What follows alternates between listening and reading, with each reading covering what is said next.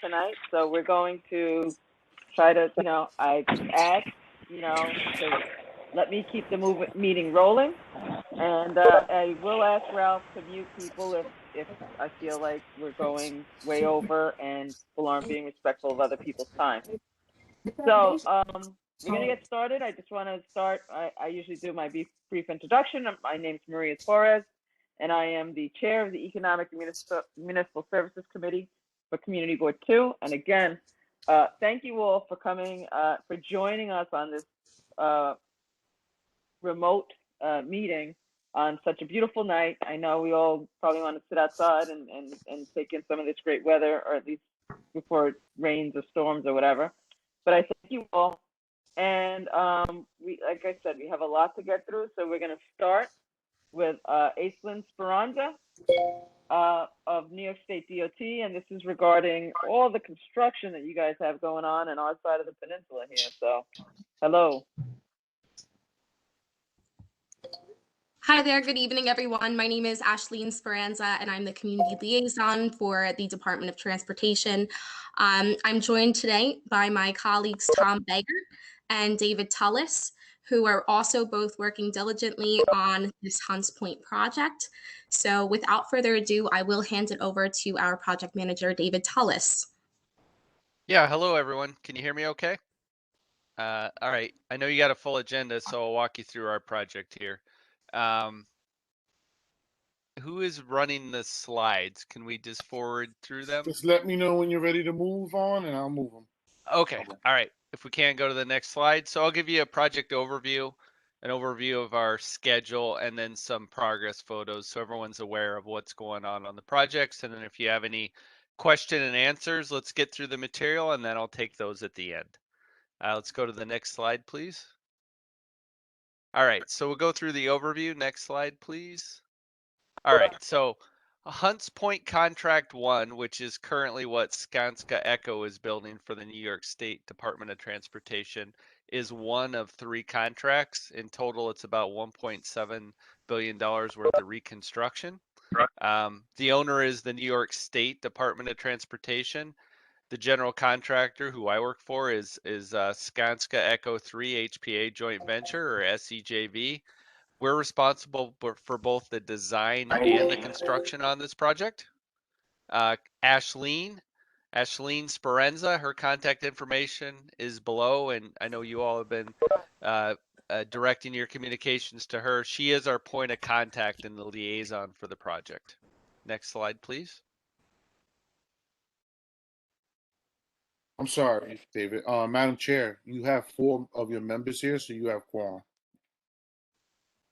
All right, so some of the goals of the project when it's all done is to improve the connectivity of Hunts Point Market to the Sheridan and get the trucks off the local streets. There's bigger goals of relieving the long-term traffic congestion issues on the project, and we're working as fast as we can to get the project done and get out of here. We're using double shifts, and we have been for the past year and a half, which means we're working day and night to try and get this work done. The project also includes a significant number of upgrades to pedestrian and cyclist movements and development of a new park, Garrison Park, which will be south of the Bruckner, and then connectivity of that park to the existing concrete plant park on the north side of the Bruckner. We're also reconstructing the Bryant Avenue pedestrian bridge, and we've started that in full earnest this summer. Our goal on this project is to get it done safely, on schedule, and within budget. Go to the next slide. All right, so this is just an aerial view of the project before construction started. This aerial view actually also captures the scope of our current project, which is we're reconstructing the Sheridan from the Bruckner north. We're also reconstructing the Bruckner starting at the Blue Truss Bridge and working our way east down to Wheeler Avenue. And then what's not shown, and I'll show in the later slides, is the connectivity of the Hunts Point Market up to the Sheridan. Next slide, please. All right, so this is a rendered aerial view of the project and what it's going to look like when we're done with contract 1. So at the lower half of the rendering, you'll see the Bruckner corridor eastbound and westbound as shown. Whittier is shown as well in the BP station. And then this new ramp structure. This ramp structure will connect up the Hunts Point Market down at Edgewater up to the Sheridan northbound. It'll also allow trucks and cars means to get off the Sheridan northbound, southbound down to Hunts Point Market. Let's go to the next slide, please. And just another view. This gives a little better overall perspective. The new park I spoke of south of the Bruckner is Garrison Park. Garrison Park will include a shared use path for both cyclists and pedestrians, and that shared use path will go under the Bruckner, which we're constructing this tunnel now, and connect up to Concrete Plant Park. You can also see in this rendering as well the new ramp I spoke of. Again, a lot of truck traffic in and out of Hunts Point Market. The major purpose here is we're reconstructing, or not reconstructing, we're constructing new this ramp structure, which will take truck traffic from Hunts Point Market directly up and over the Bruckner to Sheridan northbound. And likewise, Sheridan will have access for trucks to get northbound down south to the Hunts Point Market. Next slide.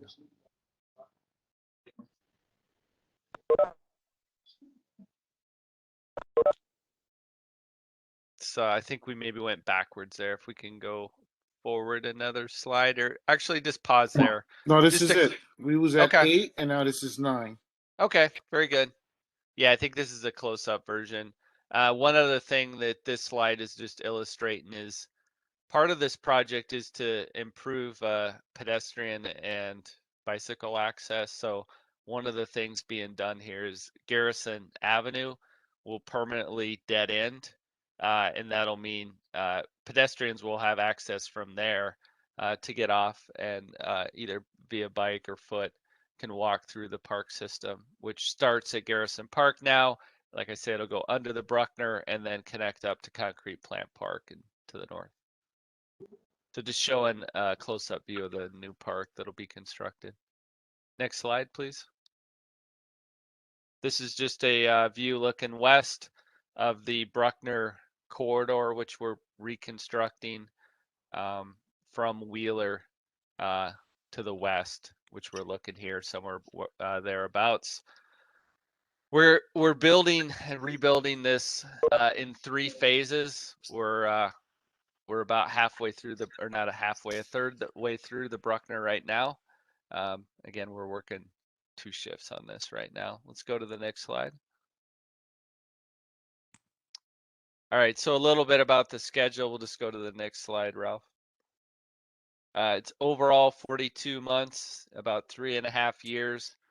We started back in 2019. It will be completed by the spring of 2023.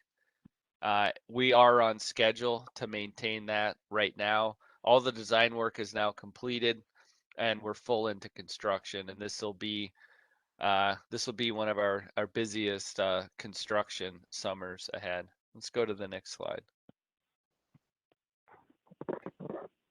I've got a few progress photos just to explain some of the work that's going on out there right now. Let's go to the next slide. So in late May, we had a pretty big milestone on the project. The blue truss that we've all seen out there is to be replaced with a new wider bridge. We have to remove the existing over Amtrak and CSX rail, which requires a lot of coordination. And with the live train traffic through there day and night, we have very limited windows in which we can do that work anyway.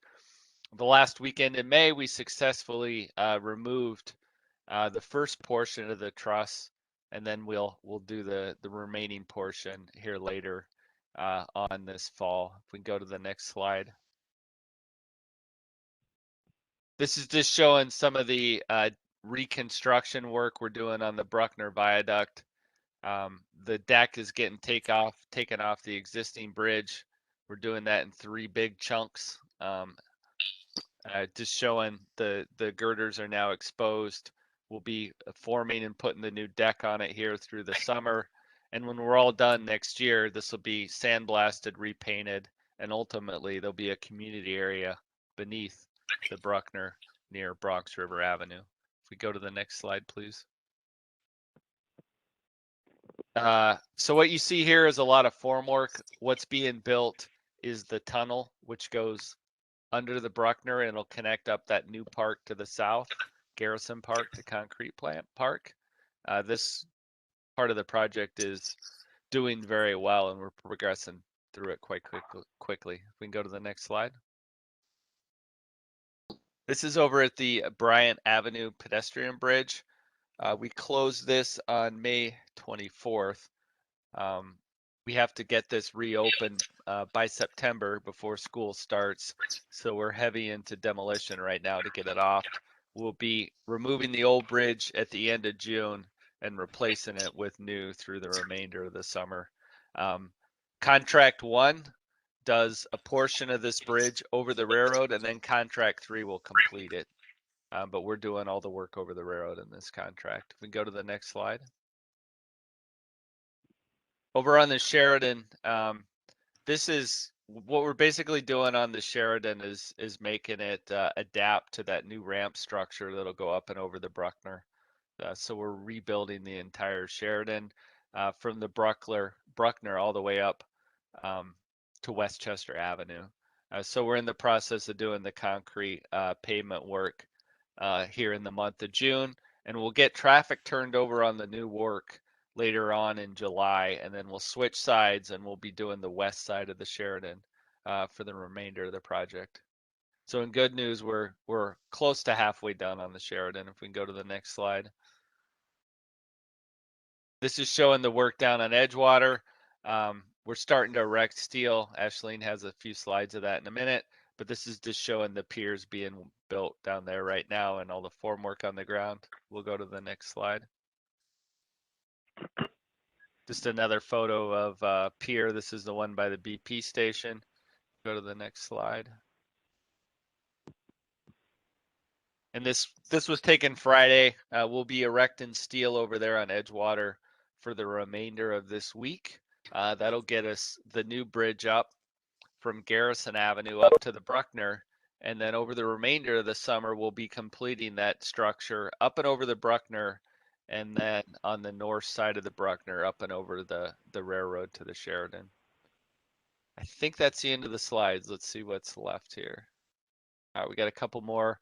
So this is on the north side of the Bruckner. We're constructing a large embankment where the ramp structure will diverge into a northbound and southbound direction from the Sheridan. All the foundation work there is done, so we're just building the retaining wall structure there through the course of June and July. We'll go to the next slide. Yeah, so that's just some close-up photos of the work going on there. This is all north of the Bruckner there. We're driving a few piles on the Bruckner. Fortunately, that work is winding down, and then we'll be into final deck and pavement work over there. Any questions on what I went through? I know it's pretty high level. Okay, sure. We got a lot of people, and Cynthia, I can't see if anybody's putting hands up or anything like that. Yeah, But Madam Chair, I just want to acknowledge that we're joined by staff from Assemblymember Jackson and Assemblymember Burgo's office, and we do have the Bronx Commissioner for City Planning with us, Orlando Marin, who actually has his hand raised. okay, Ralph, if you can take off the screen so I can also see the hands being raised, so this way I don't have to have you guys shouting at Be me able to take also. it out, but if you scroll on top by the pictures, it says layout.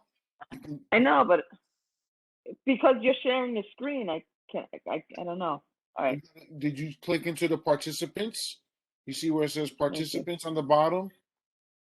Yeah. On your bottom right, you click on that and you'll get to see who has their hand raised. Can I see hand raised? No, I can't see. Is that just like, no, I can't tell. No, Ralph, All right, you don't see, well, you see some of them, yeah, okay. But There's only if you three. click off that middle screens like that, There's only 3 hands that are raised right now. all right, so go Orlando ahead. first, So Orlando Marin Bobby and who else? Crespo, and then Paula Felix. All right, let's go. So thank you for acknowledging. I also want to really thank you for all the work that's been going on. I also want to publicly announce, because Ralph has announced me as City Planning Commissioner, and I am, but I am not here representing the City of New York or my capacity as Commissioner. I am here representing my capacity as homeowner and community board resident, because I'm not a member anymore. So I want to thank you for your presentation, first of all. And I do have a question regarding. Hold on a second. Hold on 1 second. I'm gonna have to mute someone here who's doing an echo. he's got an open mic. Go ahead, Orlando. Okay, sorry. And so the work has been going on really nicely and smoothly, I will admit. I mean, aside from the road being bumpy and nasty, the work is progressing quickly, and actually it looks really great. So I'm really excited to see the end product. I do have a couple of questions. One, I'll begin with the most easiest one, which was the pedestrian bridge, which for years has had issues, has been rebuilt and redesigned. And I'm wondering if during this design process, you left consideration for transparency of the walls that enclose the bridge, because it is very unsafe. Yeah. So the walls will there will be walls maintained. We have a couple challenges there.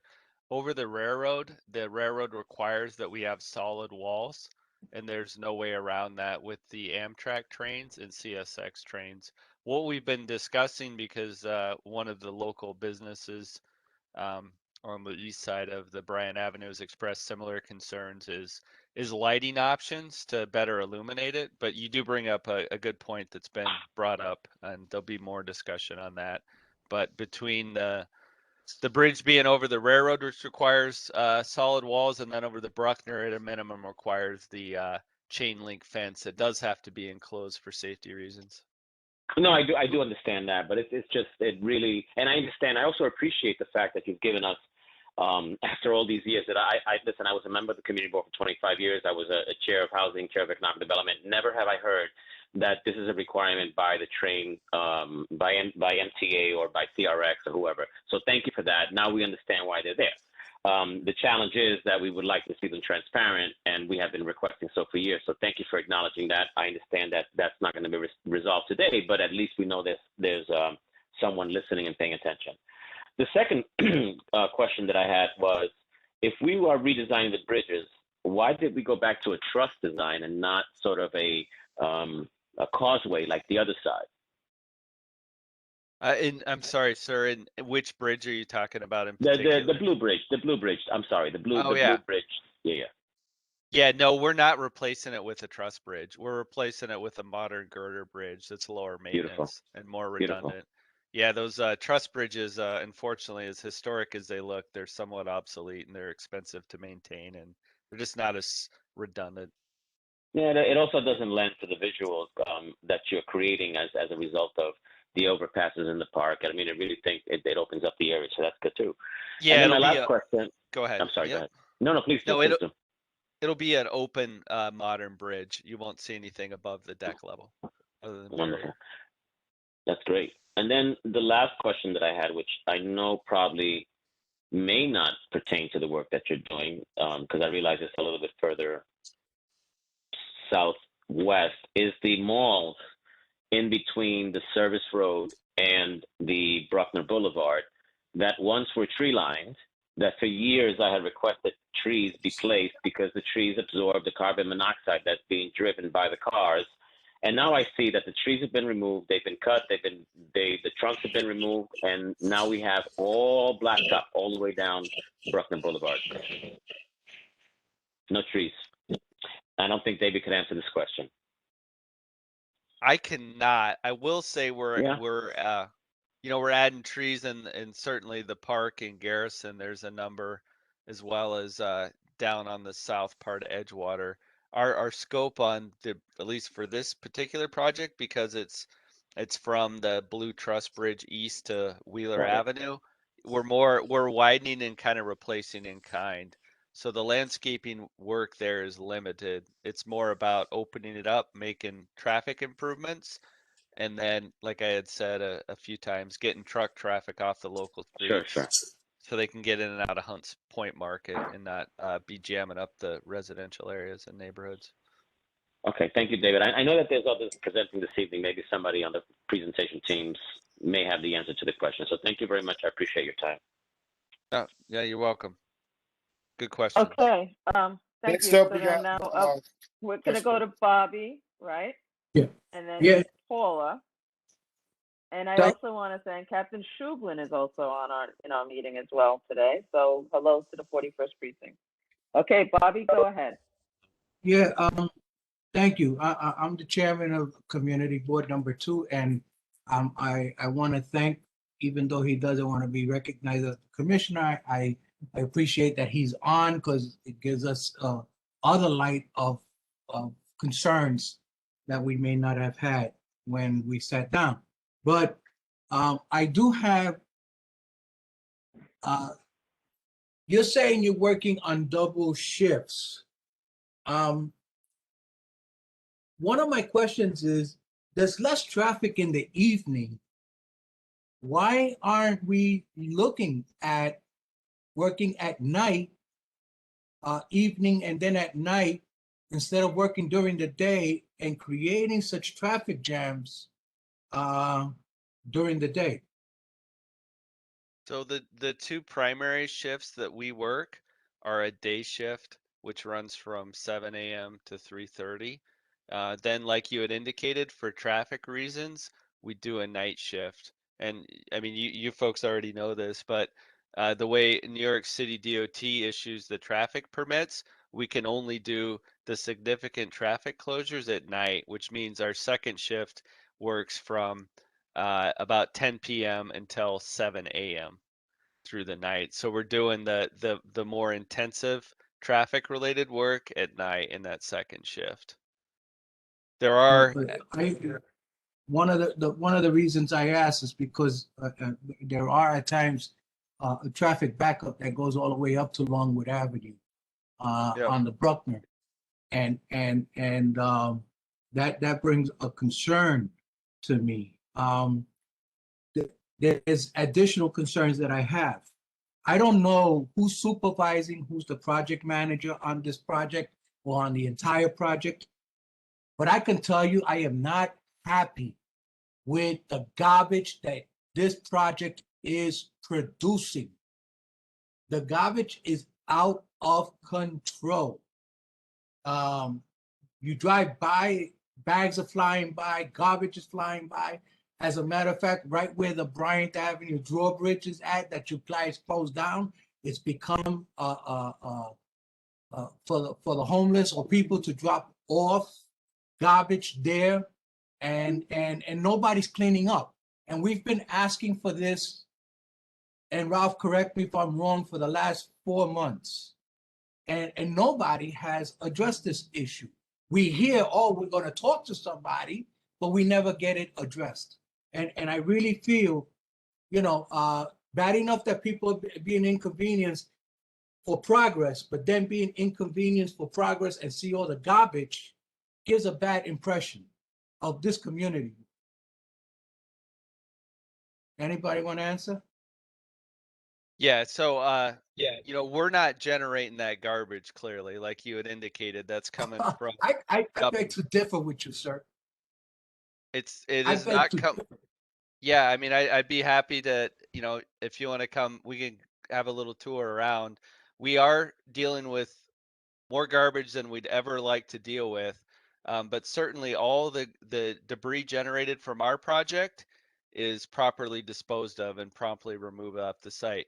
There is a lot of illegal dumping issues going on in this area. It's ongoing. I know Ashleen and New York State Department of Transportation provided today a direct contact beyond 311 to have the city sanitary services come pick it up. But it is and has become a huge issue in the area. But I can assure you, it's I can absolutely not related to us. I could tell you that the Sheridan ramp off of Hunts Point, a lot of that garbage is from your guys that are working on top where the traffic is being detoured all over the place. That's all you see is a lot of construction garbage. Underneath the ramps, you see a lot of construction garbage. And I'm trying to say is that this is, you guys want us to feel comfortable with this project, but when we see so much garbage and we have to deal with our community, and our community is saying this is atrocious, we have to look at it and say, you're right. It's not acceptable. And though you say that I'm wrong, I drive through there every day. Maria works right down the block. Okay. My district manager is constantly driving by, and we can show you the emails that we have sent to you guys requesting for cleanup. And all we get back is, we're going to talk to somebody. We're going to talk to somebody. We'll talk Yes, to the. Mr. Dresko, if I may just interrupt, I'm so sorry. One, I do appreciate obviously your communication right now, and we have been taking this actually very seriously. We have been exploring we've sent people out there to check out the project limits to see if they're within project limits. We've received pictures as early as yesterday from Mr. Acevedo with all of everything that has been disposed. It has been under review. We do have a statement that we are willing to put out and send to you. I can include you on the email, as well as Mr. Acevedo and the rest of the local elected officials that he did include on that email. So I can send it as the end of this meeting if you'd like. And then obviously, if there's anything else that you would like to address, please feel free to contact me at your earliest convenience. Again, we have been exploring this issue for a while, and while if it's not within our project limits, then we cannot clean this up. But I did provide resources, whether it's 311. I also have other ones listed to help solve this situation for you, for us, and to make the area look better. I appreciate that you're saying you're willing to include me. I thank God that, we do have communications, because our district manager forwards all emails over to myself and to the executive board. But it still remains that coffee cups and food wrappers and these kinds of items are all over your ramp on going into the Sheridan, and not to mention all the holes that it has, all the bumpiness that it has.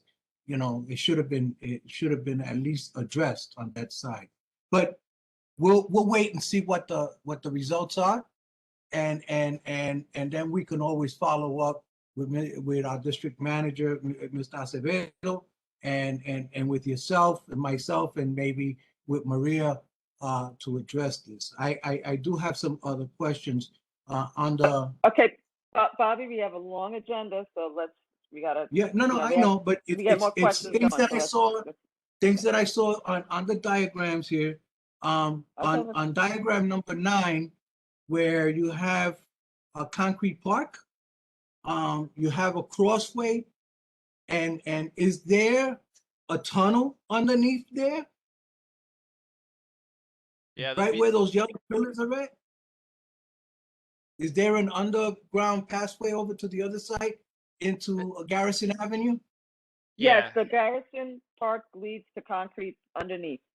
Yeah, let me Yeah. explain Will this there be- briefly. Bobby, it's This- like one of the tunnels that go underneath the Amtrak in El Barrio, where you have those arches, except this one's not arched. Yeah. It's Yeah, just no, a bridge exactly. over the top of it. We would Yeah. call this an underpass. We're building a bridge up and over. Everything is at grade here. We're just building a bridge over the top of it. Yeah. Will there be lighting down there? Yes. Okay. I got other questions, but I'll let other people ask their We're questions. talking about the pedestrian walkway, the connection for the Yeah. pedestrians, right? Right, yes. Bridge Yes, itself. yes, yeah. We've discussed this in previous meetings when they presented, and we're always concerned about the amount of lighting. We've discussed that with the DOT in terms of their plans to make sure that that would be a safe crossing any time of day or night. So I also see, so there's Paula. I saw Miles, you had your hand up, but I don't see it now. Paula And is then, next. yes, I saw Paula, but I said, I'm asking if Miles still has his hand up. And then there's Cleon Rowe is the last person. Miles, are you still interested? I took it down because I'm just echoing what Bobby was saying, but I do think the backup in traffic causes a lot of people to also litter while they're paused there. But that's all I had. Okay, all right. We So also had Paula Gary and then Jacobs. Cleon He's on Rowe. the phone, and he was trying to talk too. So Gary Jacobs. Thank Okay, you. so wait. Paula, and then we'll get Gary and then Cleon. Okay, go. Good evening, everyone. My name is Paula Fields Conyers. I am the treasurer of Community Board 2 and the chair of the Housing and Land Use Committee. However, I am not asking this question under that preview. I'm talking strictly as a resident. I live on Westchester Avenue in Bryant, and the traffic that has been caused by this construction, although it's a great job and everything, is just I don't know what can be done to sort of like help improve it, because from Southern Boulevard and Westchester Avenue to Bronx River Avenue, it took me an hour and 20 minutes from Westchester and Southern Boulevard to get to my house one day on a Thursday evening. An hour and a half. That's a 3-block radius. I just want to express the traffic concerns as a resident of this project and how much of a headache it is for traffic. My other statement, most people that I wanted to address, Orlando touched on it, and so did Roberto. But I just wanted to know, when will all this be completed? Probably about roundaboutly, because I have concerns with, why isn't it like in the evening to the morning as opposed to the day and then the night? Because that could be a problem that could be fixed easily, but I don't know if anyone can answer that question. Yeah, so our project is fully complete for phase 1 in the spring of 2023, but the work that affects traffic, in good news, will be done by the end of 2022. The rest of the work is landscaping and cleanup. But fortunately for our contract, by the end of 2022, we'll be done with the work that has heavy traffic impacts. So could we say 6 months before the whole project is terminated? No. 18. No, because you're going it's to be 18, finished yeah. completed in spring 2023. So if you're saying about December 2022, is that what you're saying? Yeah, that's 18 months. Okay. Is it 18 months? Yeah. How is it? Because we're talking the end of 2022 to the spring of 2023. The spring is in April, isn't it? We're in 2021, June of 2021. No, I'm not talking about. Yeah, I know where we are now. And it'll be completed. It'll be completed by December of 2022. And right, then the landscaping and all the other stuff goes until the spring of 2023.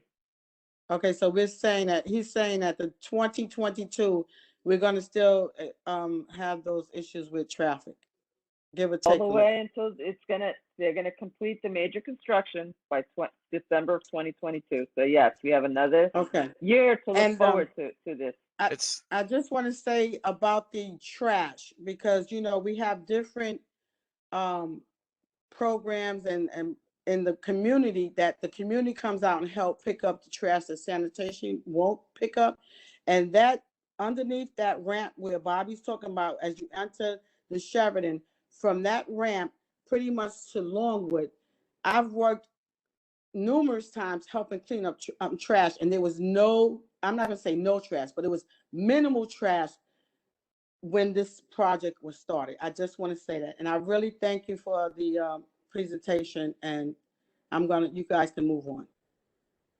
Okay, thank you. Okay, so Gary Jacobs, I know you're on the phone, and then we'll go to Cleon Rowe. Yes. Can you hear me? Hello? Yes. Yes, we can hear you, Gary. Thank you. Just briefly, I'm just going to reiterate what everybody else has said. The traffic pattern is awful.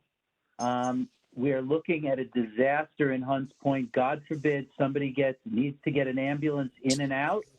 The city is looking at a disaster there because there's just simply no access or good enough access off of a point to get into the main part of the Bronx. And I don't know if it's been addressed or is being addressed, but we've gotten through it so far just with irritation and anger. But I think we're really looking at a potential disaster here. God forbid if a disaster, literally a disaster happens, we will be landlocked and we will have no way to get off of Hunts Point. It's not being addressed. We are not in the right situation here. And I think this is not only the construction company that has the issue, but it's working with the 4-1 precinct to make sure that we have access and we can get in and off the island or the point in a timely manner. For another year and a half to be this way is really not going to be a tolerable situation. So I do have some positive news. We are really focused on our effort to address access off Hunts Point. As you all know, we have Edgewater closed right now, and we had to do that to complete some work down there. We also had to close it for safety reasons because trucks were getting up in an area where they were turning onto the Bruckner and blocking up traffic there. But we have been accelerating our work down on Edgewater, and our goal is to reopen that to cars only, not trucks, by the end of July. We think that'll greatly alleviate traffic down there. But for the reasons I spoke of, we had a lot of safety issues and a lot of near accidents where trucks were coming up Edgewater past Garrison, and they were getting into a situation where they were swinging out onto the Bruckner Expressway and getting bound up and not able to make a turn. So unfortunately, we did have to shut it down. But we're in the process of widening that out with the goal being, ultimately when we're done, we'll have the ramp over and that maneuver will be improved. But again, our goal is to get that opened up with the traffic signal by the end of July to cars only, with the caveat we'll monitor it for safety, but we do believe that'll have a significant improvement. Well, I think that's positive news, and we're going to hold you to that because the way it is now is really intolerable and is a menace to people who live and work in Hunts Point. Thank you. Okay, thank you, Gary. And then last hand up that I see is Cleon Rowe. Cleon?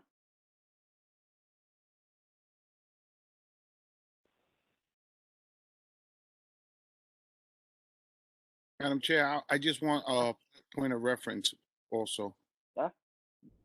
Okay, well, I can't hear anything from Cleon, so go ahead and have Lower to his hand. keep going. So I know, David, you mentioned also, and Ashley mentioned about regarding the cleanup, saying that you're gonna get city sanitation, but that's not city's property. That's state DOT's property that we're describing here because it's under the entrance ramp on the Sheridan and it's on the side of the Bruckner.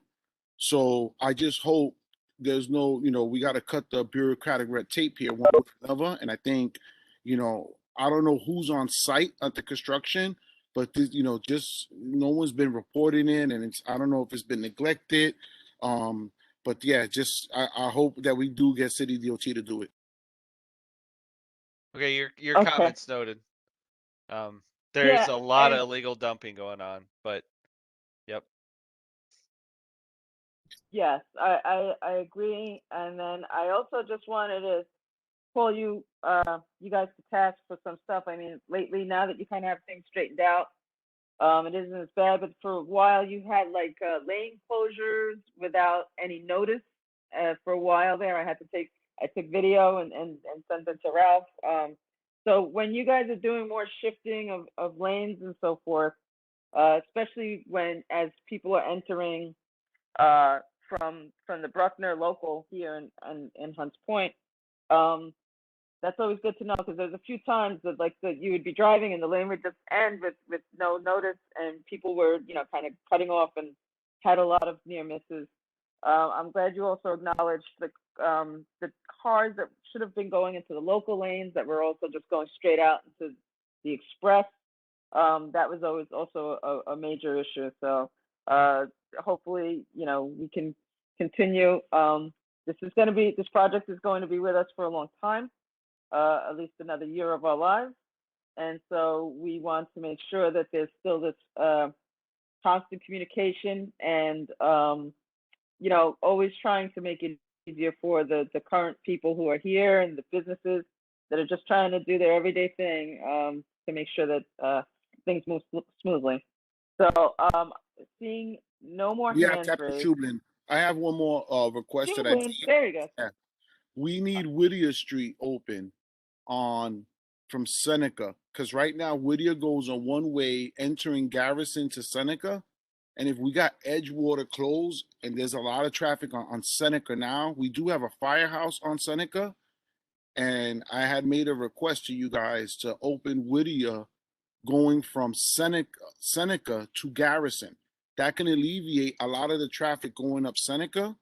And I hope that can we can address that, because that's I know there's a lot going on here, and we just don't want to be complaining. We're trying to offer solutions that we know, being a part of the community.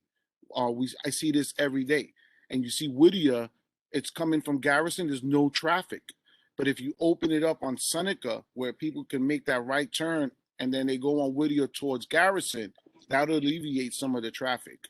And we do have Captain Shublin with his hand raised also.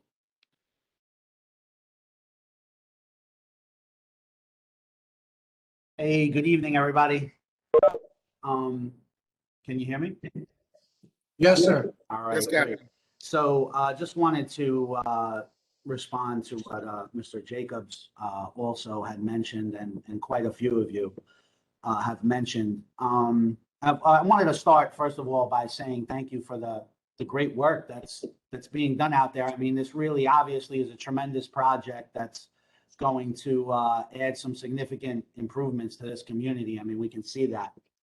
But I have to speak on the amount of calls and complaints that I receive in regards to the traffic that this is causing. And I would share with you that in my 21 years in the police department, I'm not sure that I have seen a construction project that has so significantly and impacted traffic in such a wide range within this community.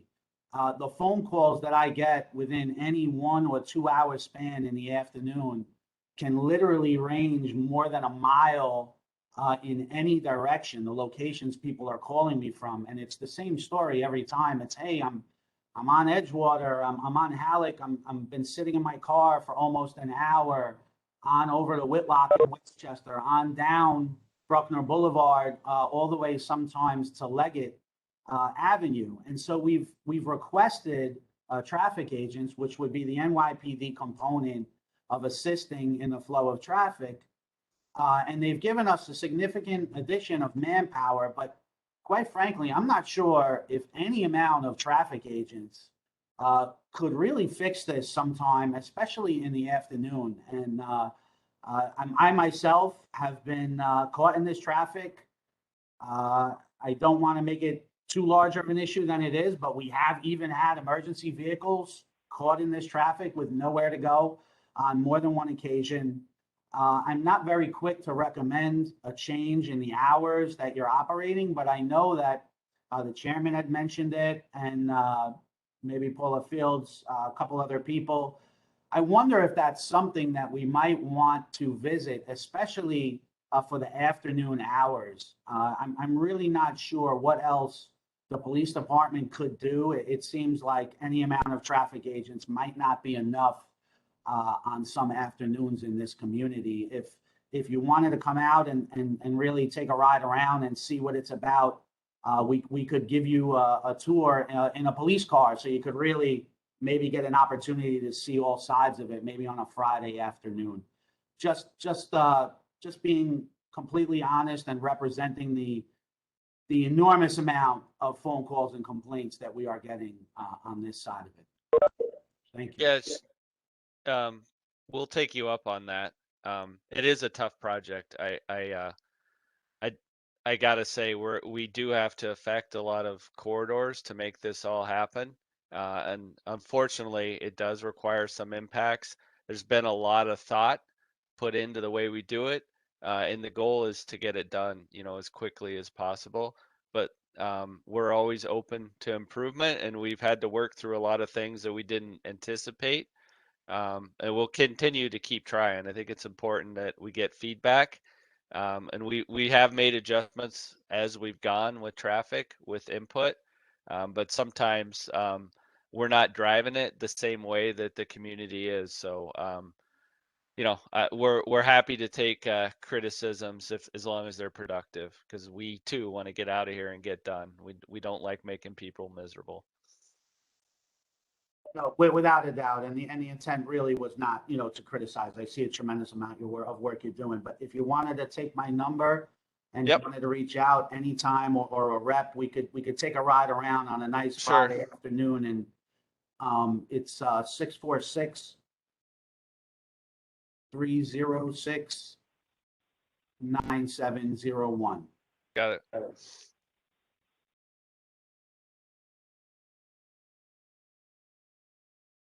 Okay, so with that, I think we're ready to move on to the next agenda item. So I thank everybody at State DOT for coming to this meeting. I think you guys are free to go. Madam Chair, you have Cleon, Maria, I'm sorry to interrupt. Yes. But you have a Cleon Rowe that has his. His hand keeps coming up and down, and we called on him before, and he didn't say anything. No, it went down. I called on him. Cleon Rowe, so we could close this out. Hello.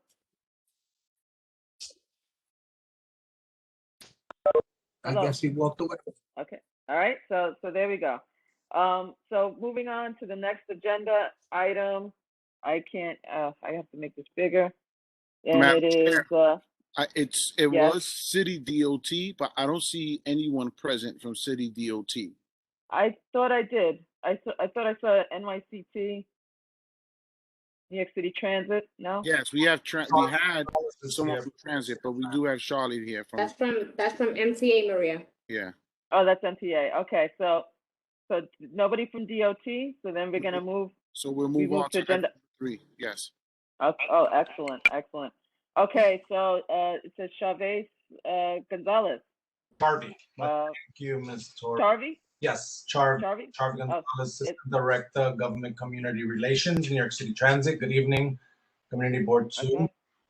I'm joined by my colleague, Joe O'Donnell.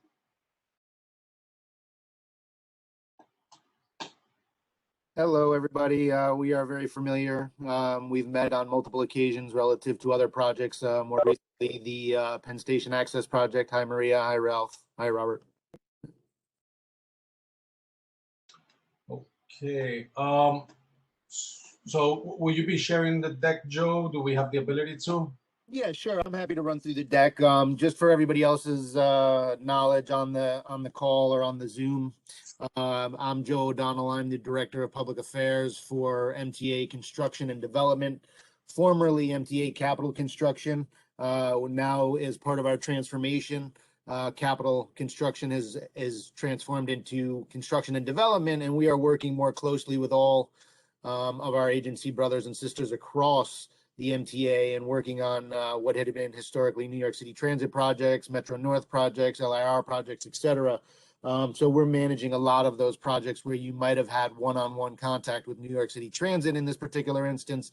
We'll also be working, so it would be Charvy is the boots on the ground here for this particular project and in this area for anything New York City Transit related. And then I would be your point of contact for the construction related elements. So between the two of us, you should have all of the access you need to get anything resolved to the best of our abilities, that is, because we certainly don't have a magic wand. With that said, let me see if I can share my screen here. We need the presentation also. So Sharvy, can you email it to me, please? Absolutely. So yeah, floor's yours, Joe. Thank you, Joe. Okay, thank you, Ralph. Can everybody see that? Yeah, we can see it. Yes, All right. yes. Okay, so we're here this evening to speak to you about the accessibility upgrades specific to the East 149th Street station. This project is part of a larger ADA accessibility initiative that the MTA is pleased to be able to move forward.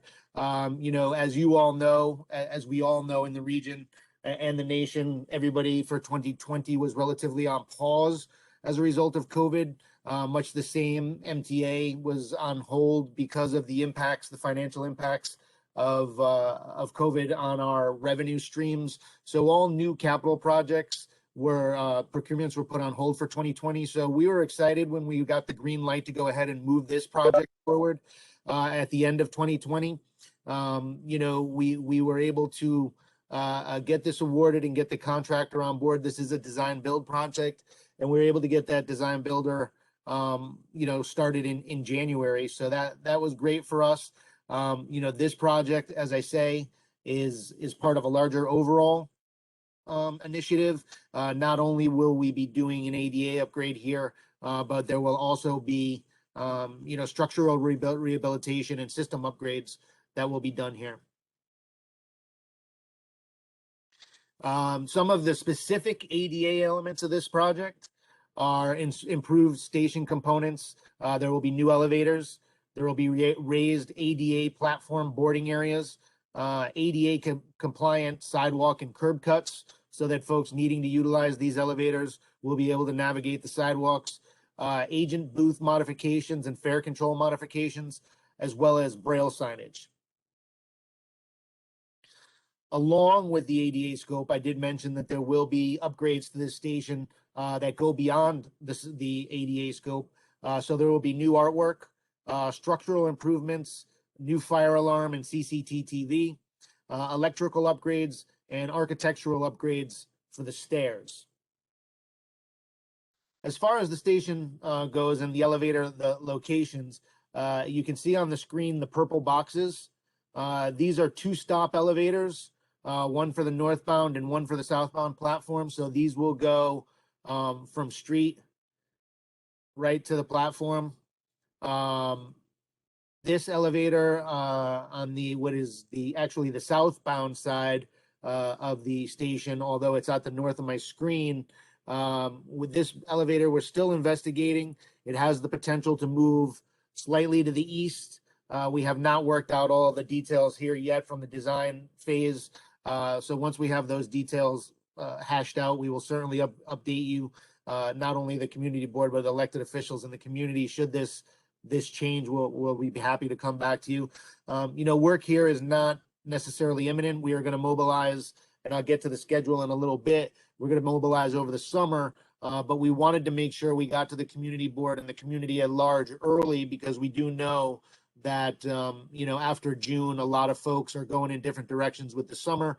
Fortunately, we do have the ability virtually to stay connected and meet from just about anywhere. So should there be any changes to this, we'd be happy to come back to the board in whatever capacity needed. As far as the work schedule goes, for the northbound elevator, utility work is anticipated to get started towards the end of July. Through October of 2021. Then we would come in and do the excavation for the elevator pit itself. That would start sometime in September. The structural work on the elevator cage and the structure, the actual elevator components, March of 22, and then the elevator installation in August of 2022. On the southbound elevator, utility work there would begin simultaneous to the elevator work on the northbound side, and that's around mid to late July of 21. Underpinning and excavation, November of 21. If you notice, the underpinning has an asterisk there. As I mentioned, that southbound elevator still is not 100% designed and defined, so it has the opportunity to move somewhat to the east. If it does move to the east, we would need to consider whether there would need to be any structural underpinning of the buildings in the surrounding area. When we do our work, we want to make sure that all of the structures in close proximity to our work are, fit to withstand the work that's going on in their proximity. You may have seen some folks out there doing survey work and test pits and subsurface investigation already. And this is to understand where all the utilities are in this project's, perimeter, as well as to understand what the building's foundations look like, so that we would know whether we would need to underpin. So asterisk there, because we don't know yet whether we will need to underpin 100% yet until we finalize that southbound elevator location. Structural work for the southbound elevator will begin in April of 22 and take us through November of 22, and then elevator installation from November 22 to 23, March 23. All of the work for all 8 stations is projected to be completed in 2023. And then we would do, simultaneous to the elevator installation, we would do the sidewalk and street restoration in this area. So that would take us from the fall of 22 to the winter of 22 to complete that work. As I mentioned, some of the things you may be seeing in the community already is some of this, the test pits and subsurface investigation. This is largely to identify utilities, understand what we have to deal with when we get out there. As a best practice, we've learned that despite all the best coordination with our, city agency partners, and I know I saw Isaac Menda from DOT on, so we have some of our partners on board here tonight too. But despite the maps and the blueprints were provided, these are 100-year-old drawings, and sometimes there's been upgrades to steam, water, gas, etc., and it's not always reflected on those maps and blueprints that we receive, the drawings that we receive. So we want to make sure that what we find underneath is as close to possible as to what we have on the drawing, so that we don't have any curveballs when we get there. And then obviously there's ongoing design work. As I mentioned, we still continue to design the elevator on the southbound side, which again could be reflected in a move somewhat to the east if it's determined. From a communication standpoint, as I mentioned, Charvy is the boots on the ground point of contact for the TA here. He's a New York City Transit Government and Community Relations representative. I am happy to take any calls, questions, concerns, emails. As Maria and Ralph and Robert know, I've come to this board before for other projects, and I pride myself on being responsive. So, please feel free to reach out to me. The contractor has established a dedicated email and hotline for this project. So questions and concerns specific to this project, non-emergency questions and concerns, while it is monitored 24 hours a day with an answering service, and obviously the emails monitored 24 hours a day, I would not necessarily rely on these 2 outlets for emergency type situations. Knock on wood, we don't have any emergencies that we would need to deal with, but you can always contact myself or Charvy, 24/7 if you need to. And with that, I would open it up to questions and comments, Madam Chair. Okay, thank you. I don't see any hands up, but does anybody have any questions? Bobby Crespo has his hand raised. Oh, now he does. Okay. Yes, Bobby. You're on mute. My question is concerning the sidewalks that you had stated that you will be working on. Would that mean that you're going to be extending the sidewalks out towards the streets to make it handicap accessible for the buses? As I mentioned, the southbound side still needs to be fully designed. If it does have to slide down, I believe we would need to bump the sidewalk out a bit there. On the northbound side, Catherine McSpirit from the engineering team. Catherine, could you comment on whether we need to do a bump out there? I don't think there's no plan for a bump out on the northbound side. If the elevator on the southbound side moves, there will be a bump out. Thank you, All right. Catherine. My other question is, presently right now, we have approximately 60 homeowners, one-family homeowners in that right immediate area. Have you guys reached out and spoken to them about how this would be affecting them if they have any concerns? Since this is the first time we're seeing it. Yeah. Oh, hi, this is Charvy. So in terms of community outreach, the final plans have not been determined. If that's something you're recommending in the future, once the plan is determined, we can go there. What I can tell you is that I did have an initial walk around, introduce myself to the business owners at both the Ortiz Funeral Home at one place, the restaurant, and the cashier there. So there has been some level of outreach, although nothing's been finalized. So I think that can happen in the future, but we're not there at this present moment. Yeah, as I mentioned, Mr. Chairman, we're early. We're a little bit early here on this project, but we wanted to get to you all before the summertime and before the work gets going in later in the summer. So there's plenty of time for us to get in front and note. We would obviously put out notices before any work is going to start.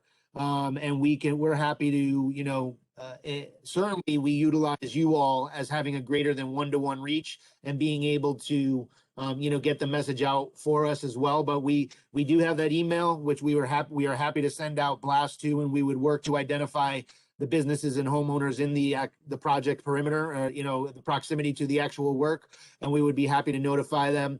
Anybody who is on this call right now, by all means, I'm happy to put that email back up. And obviously, Ralph, I will send you guys and Maria the actual presentation with the contact information.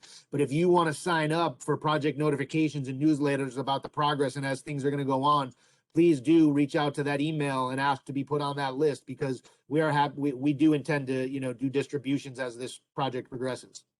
Yeah, because the president of that homeowners association, she is a board member, which is Love Betancourt. And she was on, but she had to go to another meeting. She asked me to excuse her. But I do suggest that you speak to the homeowners because they have had problems with their land. So I don't know how this would affect their land in the back. And so I would like to make sure that they have some input or they can address their concerns on this. This is in the sidewalk, so there's not going to be any land impacts there. And again, if we do determine that if this elevator on the southbound side, which again is north on the screen, not to be confusing, does need to move and we may need to investigate the possibility of underpinning there, then we would obviously work one-on-one with those homeowners. But again, it wouldn't be to usurp or take land. It would be to shore the structure up to make sure that it's sufficient for our work to go on. And we would do that work. We wouldn't put that on the homeowner. Yeah. So Mr. Crespo, also I was there. So I guess we can have this conversation offline, but I don't think there was any one family homes. I'm pretty sure there was no one family homes in the immediate area where the No, but I'm strictly talking about where the actual work is going to be conducted. Where the actual work is going to be at, no, there isn't. However, right around the block, there is approximately 60 homes in that whole area. And they have had problems with their sewer system, and they're now working with the city to get it repaired. And so I need to make sure that none of this will impact their sewer system, since our councilman has put in money in the budget to make the repairs of that sewer system. Understood and noted. Thank you for bringing that up. I mean, as I mentioned, we're out there doing the subsurface investigation now to understand what lies beneath the surface here. And it's going to be largely localized work, as Charvy had mentioned. But duly, we'll make sure that obviously you heard from our resident, one of the resident engineers, Catherine, and Jacqueline's also on. I saw Jacqueline Carlasco on the call as well. So we're making notes, and we will definitely make sure to dot our I's and cross our T's with regard to the existing utilities there. Thank you. Okay, any other questions? Okay, on that, I think we're gonna move on to the next. Thank you for what's having next us. Thank you for having us. Yes, thank you guys for coming, taking Bye. the time, and a great presentation. And if you could send that to Ralph, we greatly appreciate that. Will do. Thank you. Thank you, Sharvi. Thank you, Joe. Okay, so next up is Wahira, and you're giving us an update on the vision plan. So does this count as yet another meeting of me on a vision plan meeting for Hunts Point Forward?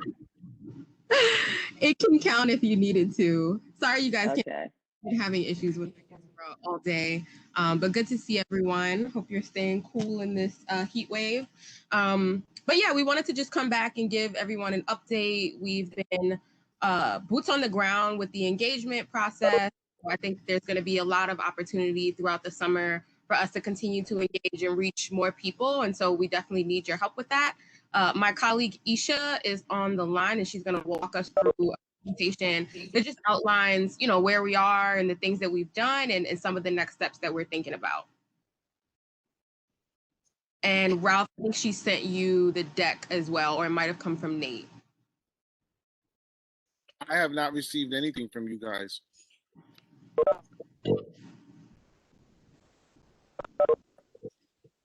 Hold on. Okay, Isha, are you on? Are you able to share your screen? Wait a minute. Oh, you got it. I got something earlier today. Is that the Hunts Point Forward?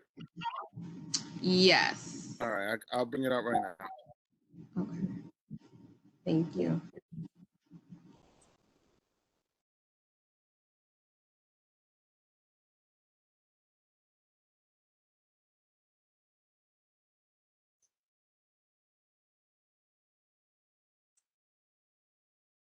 So just let me know when you want me to move the slides.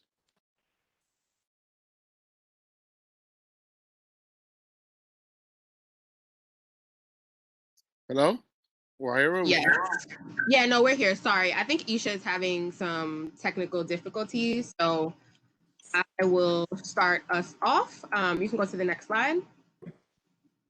So, like I said, sorry? Go ahead. Oh, we're just going to talk through a process update, a little bit about what we've heard and some of the ideas that we're going to explore, and then the rest of the process over the next couple of months. Next slide, please. So the timeline, you guys have seen a version of this before we started, so it's super exciting that we're at the point now where we're like midway through. So we are having interviews, focus groups, tabling. This is really the data collection section of this process, where we're really just trying to hear as much as we can from folks and collect as much information as possible. We've been having the working group and subgroup meetings, where I think it's been a really amazing opportunity to hear from the community about specific issues and areas that they're interested in and their expertise and really great ideas. We've also had a lot of the other agencies participating in these calls, so they're hearing directly a lot, you know, from the residents, which has been really great. So moving forward throughout the rest of the summer, we're going to continue with these conversations. We're going to have another public meeting before the summer is up. And then going into the fall and winter is when we're going to actually start writing the report. And so we're hoping to have the report finished by the end of the year. So that is next steps. Next slide, please. So far, we have held our first public meeting to kick off the community engagement process. It was really amazing. We've conducted some data deep dives to really understand the existing conditions related to the key themes that we're going to be exploring. We've held 3 working group meetings and 2 sessions for each of the subgroups. And so those are really deep diving into very specific areas and ideas, and really thinking about ideas to address some of those things. We have been conducting in-person community survey distribution at vaccine and food distribution sites. We're also continuing with the online survey promotion. We have over 200 responses so far, but we really need more responses from Spanish speakers. That's been an area where we're lacking. So we're really looking to you guys and the community to help us get the word out.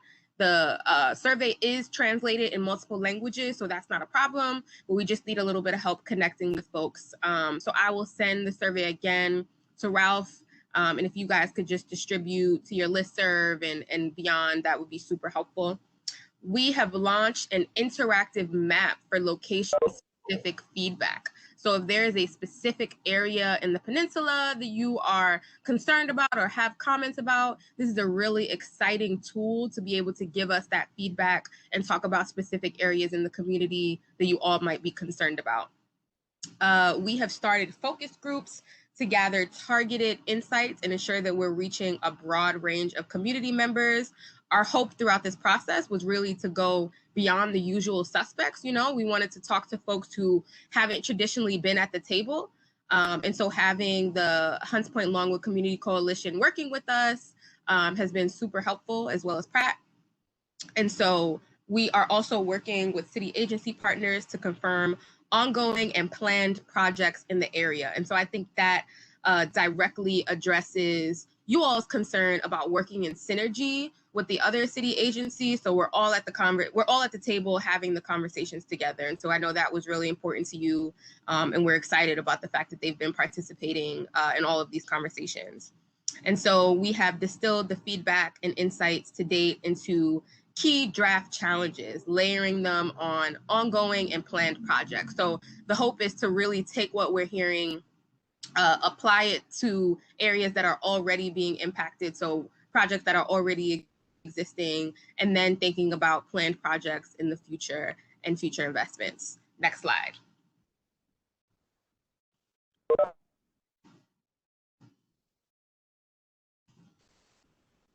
So what we've heard, ideas to explore. So we have heard, and again, this is just a few highlights. This is not the exhaustive.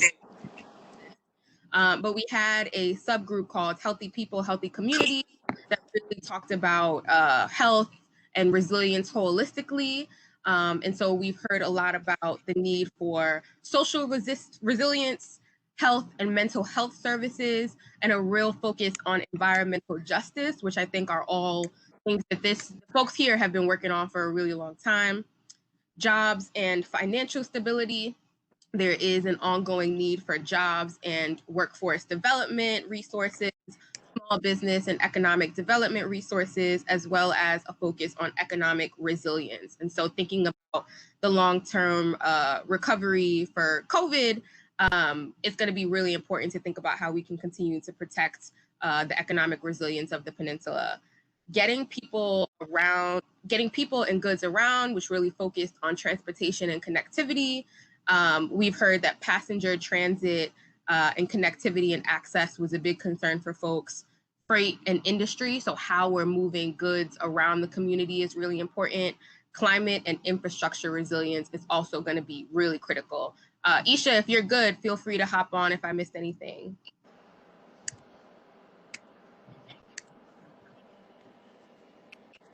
Okay, yeah, we can't hear you, so I don't think you fixed it. Next slide. And these are some of the ideas that we've heard. So support Be a Buddy program in providing expanded community services, leverage telehealth to broaden healthcare access, and then foodways in underutilized spaces and food co-ops. Next.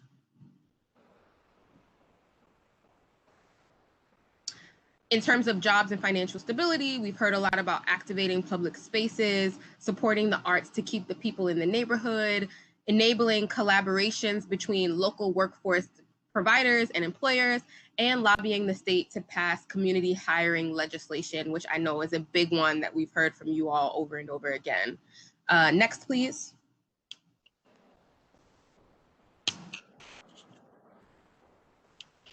Improve bus and pedestrian connections from residential areas to parks, go all in on sustainable infrastructure, and then transportation and freight master plan. So again, we just wanted to be really solution oriented while we were having these conversations, and these recommendations came directly from the folks at the subgroups. So we are trying to be really intentional about this. If there are any other ideas that you have or didn't hear represented here, please let us know, and we're happy to talk through them and add them to our report. And so then just thinking about looking ahead, as I mentioned in late June, we're going to have a workshop that really focuses on solutions. Again, we want to make sure that this is really solution oriented, and it's going to be the last formal opportunity to really surface ideas and begin to prioritize and identify gaps in strategy as we ramp up for the report. In late July, we're going to bring a menu of solutions to the public, identify preferences, and collect additional ideas. So we're really going to try and wean on the ideas that we want to include in the report. In early August, we're going to review and discuss draft recommendations. And then in late September, we'll hopefully have the opportunity to share the draft recommendations for public feedback. So all of that is going to be a part of getting the report together. Next slide. Then building out the vision and framework. It's going to be really important for us to organize all the surfaced ideas under the key challenges framework and really incorporate the relevant policy and legislative initiatives as ongoing efforts and identify potential funding sources. So we are having real conversations with folks about how to get some of these ideas funded and how we can make sure that policy and legislation is aligning with what the community is asking for. In terms of developing the menu of solutions, the subgroups members are currently working internally and with constituents to identify ideas to pitch at the subgroups. And then we're going to continue to engage with the community through focus groups, interviews, and tabling, continue the digital engagement through survey, interactive maps, and social media. And then we're going to continue, like I said, on the solutions workshop, review, bringing it all to you all, and then in the long term, work through the recommendations for the report. Next slide.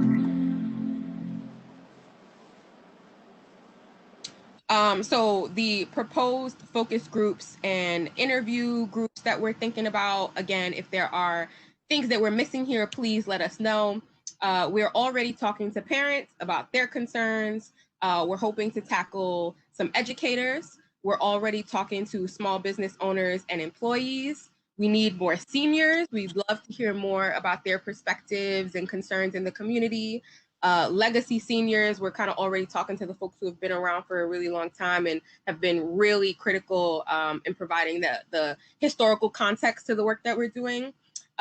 Community Board 2, we'd love to hear more from you guys. Young people, I know it's really hard to get the youth to participate, but if you know some young people who are interested, that would be great. Hunts Point workers and workforce grads. So folks who have graduated or who are in the workforce now who have grown up here, it would be good to hear what their concerns are. We're talking to some of the FDC tenants already, providers and recipients, local residents and housing seekers, extremely vulnerable populations, and the service providers, as well as foreign-born and Spanish-speaking residents.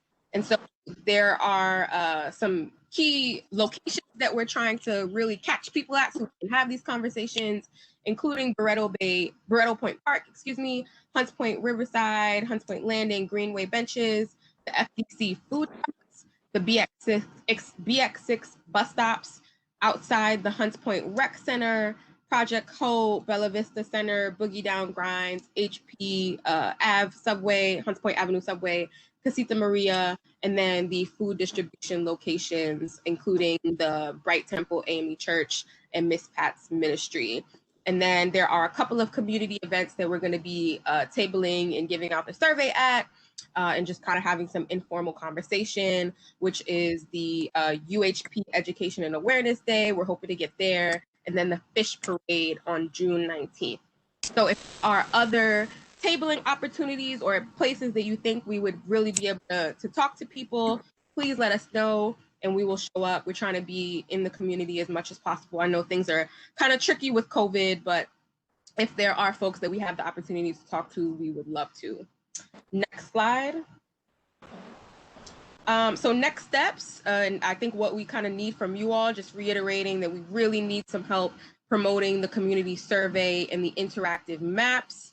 Please come see us at the fish parade. We will have a table there, so that's gonna be great if you wanna have conversations, tell us ideas, and then please invite us to other community events. I think we are, continuing to shape this engagement work by what we hear from you. So if you have any feedback, it's gonna be super helpful. And that's all I have. Okay, Wahira, I see in the chat, there's people want to know how they can contact you about stuff. If you can leave your info again, that'd be great. And we also have social media pages for this work, so you can continue to keep up with what we're doing by following like our Twitter and Instagram and stuff like that. So I will leave all of that information in the chat for you. So follow us. Okay, great. Okay, Bobby, do you have something? Yeah, I just wanted to inform her that we have 2 senior citizens organizations in Board 2, and I didn't hear their names, which is, and naturally, St. Vincent de Paul, we have a senior citizens nursing home there. Our first vice chair is one of the directors there. And also, Sal Giganti with SEPCO has 2 senior housing centers in the district. So maybe we can help her give them their numbers and have them reach out to them. That would be great. They're very active senior citizens groups. Oh, perfect. Yeah, that would be super helpful. Thank you. Okay. Anyone else? Okay. So thank you, Wahira. And Aisha, was that the other person who presented with you? Thank you. Isha, yeah, who's having tech issues. Okay. Well, thank you. And again, it is 7:25 and we still have 2 other agenda items to get to. So we're going to try to keep it moving, but thank you very much. So next up is a street co-naming. It's the Davis family is seeking a letter of support to co-name a street after Marie Davis. So I believe Connie May is going to start, and then she's going to give it to Connie May is Miss Marie's daughter-in-law, and then her son and her sons will continue. So Connie. Yes. Hi. Good afternoon. I'm reading this as a representation of the children of Esther Marie Davis. The mere possibility of a street named Marie Davis Way has caused a tremendous amount of excitement in the Hunts Point community. We have collected signatures from her building, street, community, friends, family. Can you hear me now? Yes, we can hear you. Go ahead. Okay, thank you. Sorry. Can everybody else just mute themselves, please? Thank you. Go ahead, Ms. Davis. Thank you. Okay, I'm going to just start over real quick. The mere possibility of a street named Marie Davis Way has caused a tremendous amount of excitement in the Hunts Point community. We have collected signatures from her building, street, community, friends, family, Hunts Point alumni, and co-workers. Esther Marie Davis lived and worked in the Hunts Point community for over 40 years before she passed away in 2017. She and her husband, Kenneth Davis Sr., raised her 6 natural-born children, Abdul, Kenneth Jr., Sean, Dee, Dre, and Keisha, alongside her 2 nephews, Joe and Maine, that she cared for as her own. She was a remarkable advocate in the community. Even family members had to have a powwow in order to find the true extent of her participation in the community. Even with all of that, there were additional discoveries that we found out while gathering signatures from the community. We as a family feel that street signs should be named after people who affected real change in our neighborhood. My mom was definitely that person. No offense to rappers, actors, politicians, or any other famous individuals, because she would not be defined as any of those. Who she was an ordinary person who saw a need for change and improvements in her community. She proceeded to take the necessary steps to get the job done. One way that she did it was through her participation in a group called Mothers on the Move. They were known as a community activist group that helped to clean up Hunts Point. This group aided in ensuring that NIAFCO was held accountable for the pollution that they were dumping into the community. Trucks are no longer able to idle their engines and pollute the local neighborhood's air quality. Trees are a real thing now in the Hunts Point community. My mom believed that residents had the right to breathe clean air. She decided that no other child should have to be sick and hospitalized for asthma like her youngest son, Dre. Mothers on the Move would find a cause and work towards their goal relentlessly to protect the community. My mom and Miss Louise started out as volunteers at the Point, initiating the after-school program that still services the community to this day. She also worked at Pier 48. It wasn't enough for them to start the after-school program. They wanted to ensure that the kids could safely get there. So my mom and Miss Louise decided to personally walk these kids through the community to the safety of the Point's after-school program. Hunts Point's residents didn't typically work in the neighborhood, but their children went to school there. Mom and Miss Louise took care of every child as if it were their own. As quoted from Miss Lee of her building at 750 Fail Street, we never had to worry about our children when they were with Marie. Her dedication allowed other community members to continue working to support their households without having to worry about latchkey kids. Some of the original participants of the Point after school program are now adults with kids of their own. Some of them were among the first to sign our petition and commented on how much she is missed. Several of them stated that it would be nice to look up and see her name on a street sign because she always stood for something positive and challenged them to do the same. My mom raised 8 children in the Hunts Point community to prove the point that it was possible to raise successful and productive citizens in the community regardless of what the statistics were at the time. Her answer was not to leave the community, but to improve upon it for the people who could not leave. That's why I believe that when it was time for us to collect signatures, not one person hesitated to sign. In fact, people heard about it and came to us to ensure that their signatures would be included. One person even commented that he remembered that if at no other time he felt safest when walking through the community with my mom and Miss Louise because even the drug dealers, pimps, and prostitutes will move out of her way. My mom never required any recognition for the things that she did publicly nor behind closed doors. However, she was still honored by previous Congressman Serrano's office and Mayor Bloomberg's office for outstanding community service. She truly had a good heart, but never hesitated when she felt that you needed a good dose of tough love, which is what I believe got her so much respect from everyone that she came across. Additionally, she was a union rep at PS 48. She was the floor captain in her building. She was a part of the duo for the Miss Marie and Miss Louise show at the Point CDC, which generated additional attention to the Point and helped to cultivate an atmosphere of community involvement and awareness. As a floor captain, she would deliver Sunday papers to senior residents who were either afraid or unable to get out to the store themselves. My mom took into our home an array of friends and family that were down on their luck to give them a chance to get back on their feet. This further confirms the level of commitment to service that was so much of who she was. When a person can make you feel as though you are the most important person in their life, they're special. But when they can make everyone feel that way, it's greatness. That was my mom. To me and everyone who knew her, Miss Marie was awesome. She was a person that anybody would want their children to aspire to be. As a family, we will continue to attempt to hold up her legacy.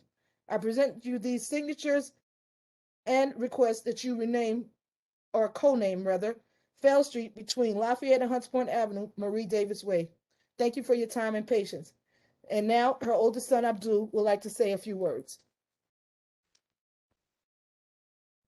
Hello, how you doing? Connie, very well spoken. Thank you to all those that are tuned into the Zoom. I can only give you words for my years in the Point and understanding where it's come and where it's been.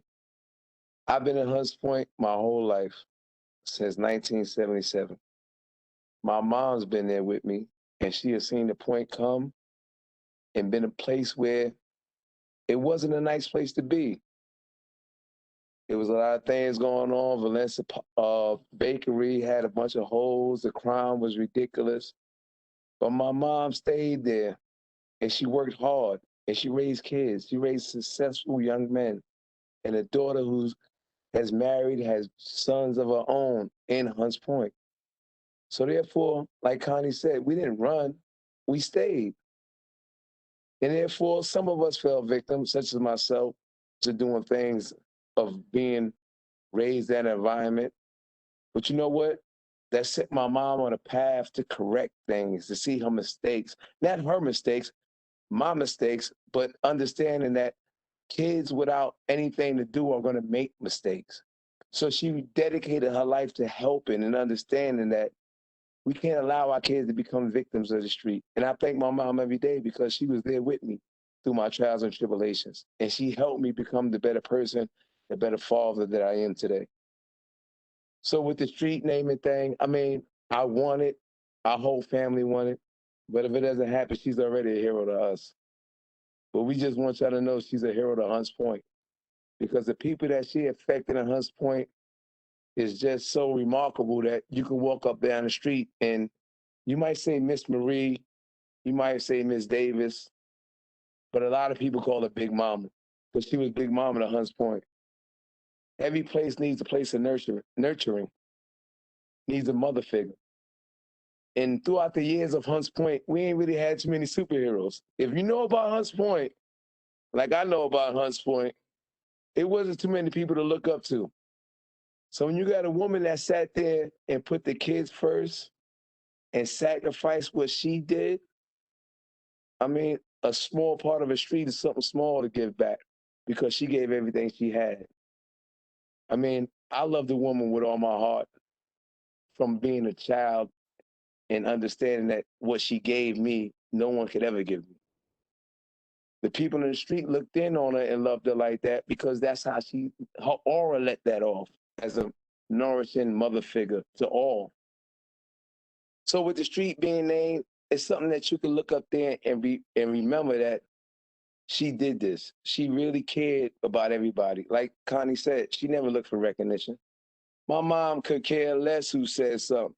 She'll go in her room with her iPad and do what she do. And she sat there and helped 1,000,000 people that day. But she don't care if not one of them didn't say thank you, or maybe not. So what? She was happy. She was satisfied. Because you know what? Her heart was pure. She was there. She was tough on us now. She was tough on us. But she definitely was a caring, loving individual. And I love her for the tough love. And if you had to, you just had to, because she was a straight shooter. If you know my mom, she ain't gonna bend the truth. She gonna tell you exactly what needs to be said, whether you like it or not. And I done had plenty of conversations with her. Well, I didn't like it. I done went to the elevator, walking out the door, cussing her out. But you know what? I put my head down and know that she loved me, and everything she told me was for the right reason. So therefore, with this being said, I ask that y'all find it to give us the support and do everything in y'all will to possibly make that possible for that street to be named Marie Davis Way. Thank you. Okay. Thank you, Abdul. Thank you, Connie. Does anybody have any questions? And this is really, first off, for committee members, right? Because we're the ones that'll be voting, and then we can open it up for others. Is there any? Does anybody have any questions about what's going on? So this is Madam Chair, we have Chairman Crespo with his hand raised. Chair, go ahead.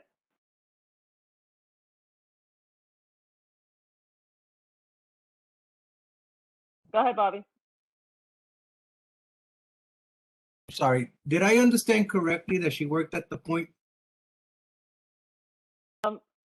Yes, she actually started our after school program. Her and Miss Louise, who also lived on that block, approached us back in '95 and said that this would be a great place to bring the kids. And so we said, okay, try it out.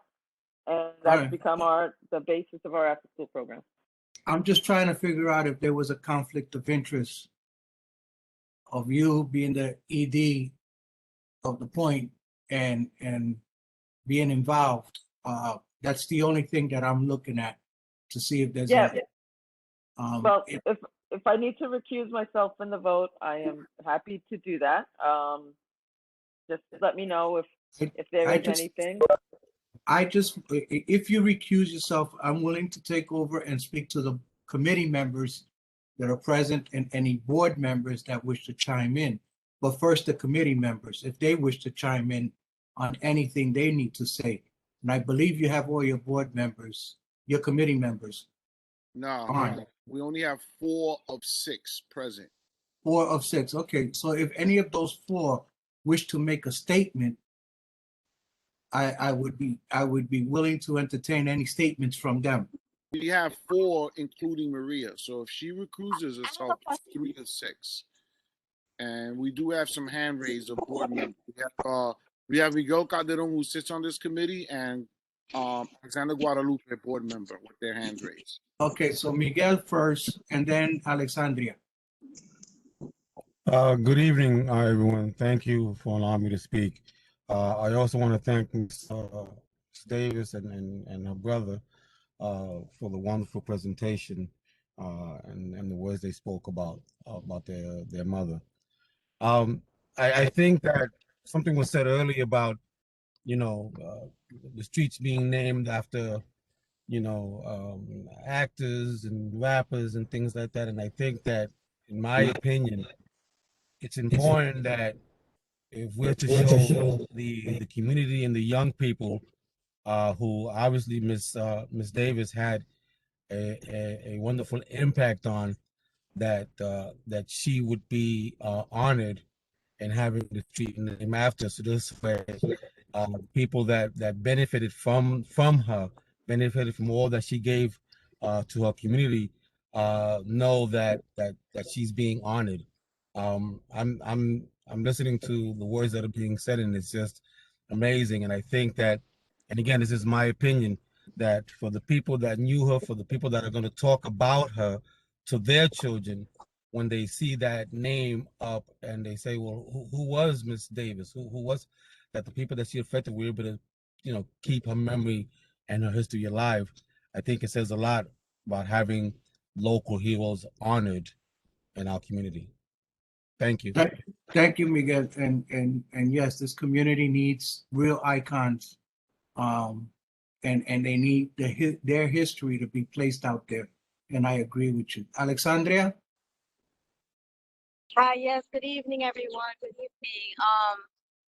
Your story, I never met your mom, but your story had tears in my eyes. And I do agree totally that having a local icon should be placed. And that's my opinion.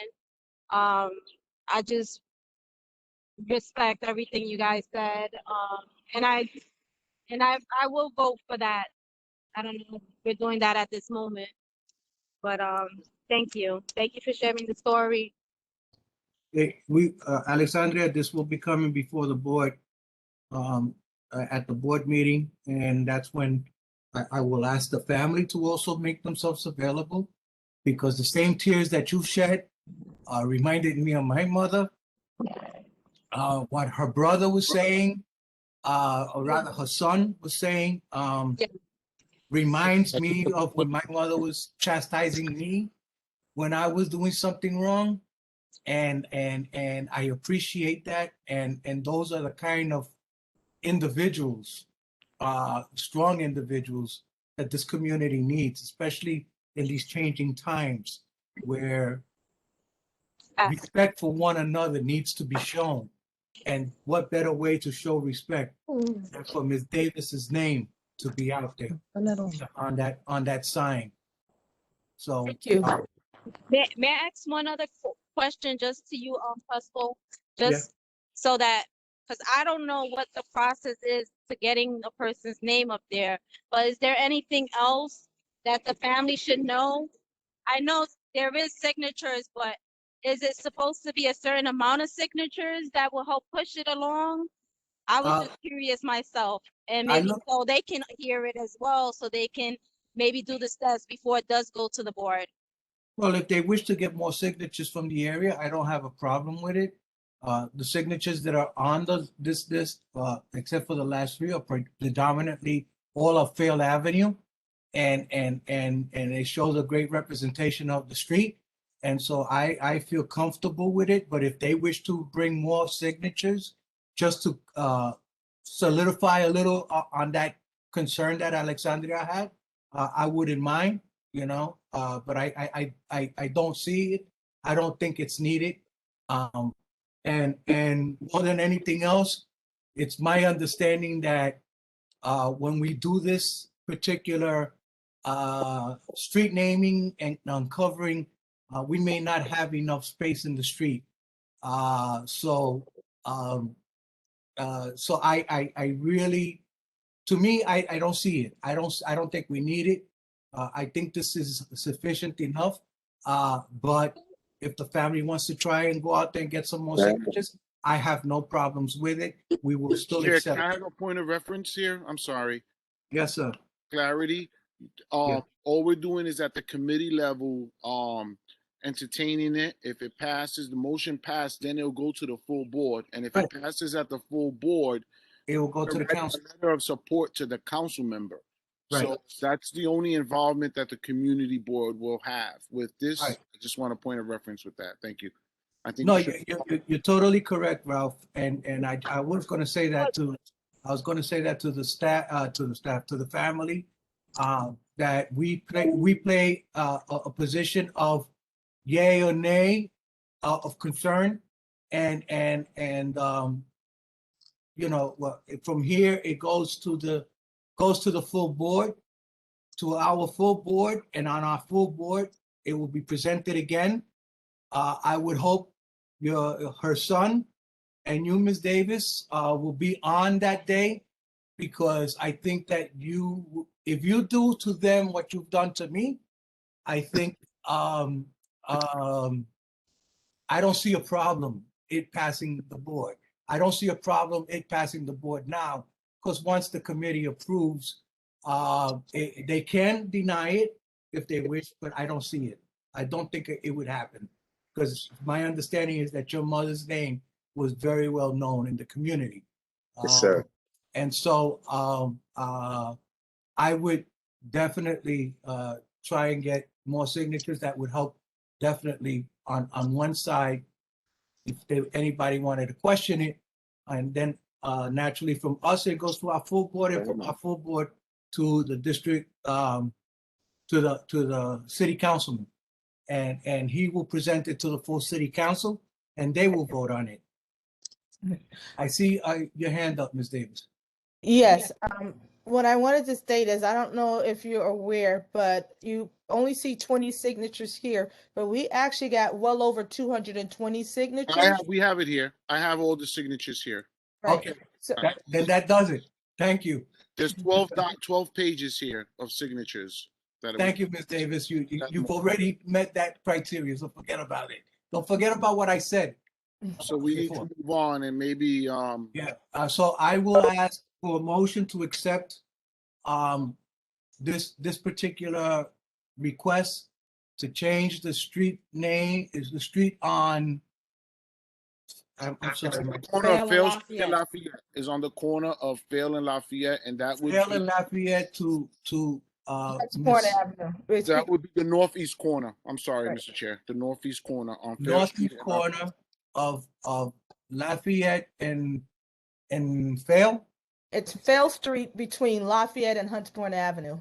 Okay, and I would accept a motion from the committee. I make a Motion motion. for, Mr. Chair. I second. I second. So the it's been motion. seconded by. Hold on. Whoa, It's whoa, whoa. only committee members. Only committee members. So Miles made a Miguel- motion, No, and I Miguel am made not the mistaken, motion. Miguel seconded. Right. Ms. Fields, do you have a statement? Paula? Lindsay? I don't see Paula's hand raised. There's a motion, and it was second. Okay, so all those in favor say aye? Aye. Aye. Okay, Aye. so it passes this committee. It will be forwarded to the full board. And we will let everybody know that there's more than just 23 signatures, that there's actually 12 pages of signatures. And Ralph, when is the next full board meeting? I'm sorry, they have to be available the 23rd. Wednesday, the the 23rd of 23rd. this month. We'll make sure that the Davis family gets the link to the meetings. That's not a problem. If they could just leave their emails in the chat, that way I can add their emails to the full board mailing list. Ms. Davis or Mr. Ms. Davis. Ms. Davis handles the family business out. It should probably be best to collect it. Okay. Not a problem. Okay. All right. Thank you very much. And now I return back to Ms. Torres. Okay, thank you so much. It was very strange being on the sideline of my meeting, but thank you, Bobby, for handling that. And thank you, Davises, for your presentation. And again, we'll see you all on the 23rd. We'll get the link to you guys so that you can come and present again. You probably don't have to present. No, they won't have to present. Just in case But there's any to be questions. there. Yeah, but they need to be present. Yeah. Someone from the Davis family Okay. needs to be present. Yes. I will definitely. Excuse me. Yes. Let's move on. Wednesday, follow June up. 23rd. June 23rd at 6 p.m. We'll get you the information. All right. I'm coming from North Carolina to be there. Okay. Thank you. Okay. Well, All we'll right, be thank doing you, it virtually. It's a Zoom. Yes, it's virtual. Oh, it's virtually? Yes, sir. Okay, well, whatever it takes, I was going to be there. Thank you, sir. Okay. And All right. who should I send in the email address to? Excuse me? You can go ahead. Leave it in the chat, please. Leave the email in the chat. We'll take it from there. Thank you. Thank you. Thank you, Ms. Davis. Okay, so moving along, we have Braithwaite is here for round 2 for the street naming for Ajax. And I see you've sent some more material, as well as Elena is also here. Elena Martinez is also here. I think you wanted maybe her to possibly do a small add to the presentation. Yes. Madam Chair, just for a point of reference, like you mentioned, this is the second round on this. So the committee requested that they just provide a bit more information. So that's where we at now with this. It's not a new presentation. It is not a new presentation. You already made the presentation, but the committee requested more information from you at the time.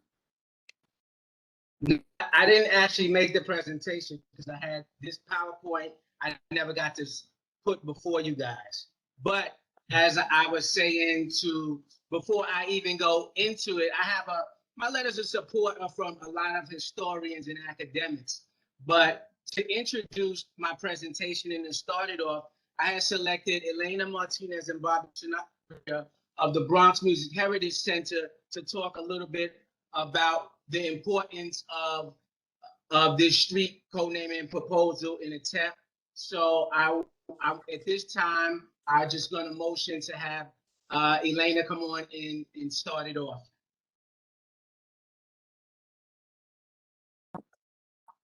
Hi, is that okay? Am I on? Or is that okay? Am I okay to talk or no? Sure. Go ahead. Okay. Yes. Okay. Well, thank you, Maria, and everyone at Community Board 2. Thank you for taking the time for this tonight. I just wanted to add, I know Cinque had a lot of letters of support for this project, and I'm sorry I was supposed to hear Bobby Sanabria, but he had to go to do some work. He had to leave for work. But I wanted to talk about just a few reasons why this part of Kelly Street should be remembered for Elombe and Kwame Braithwaite. Because for a few reasons. One is that when we think of this area of the South Bronx, Longwood, Hunts Point, you know, the work I've done through the community and that it's known for is really like the Latino and Puerto Rican legacy and heritage there. But Elombe and Kwame also really represent the Afro-Caribbean on the English-speaking islands that really settled in this neighborhood and really have a long-standing legacy in so many parts, in labor history and music and culture. So it really would be great to give recognition to their work for that. And also another reason that I think that we feel that it's just really important to recognize them as well. I know that it was earlier mentioned, and I was really excited to hear the presentation before of our local community heroes, because the Bronx is full of so many people from grassroots who worked local people who worked really hard to change their neighborhoods.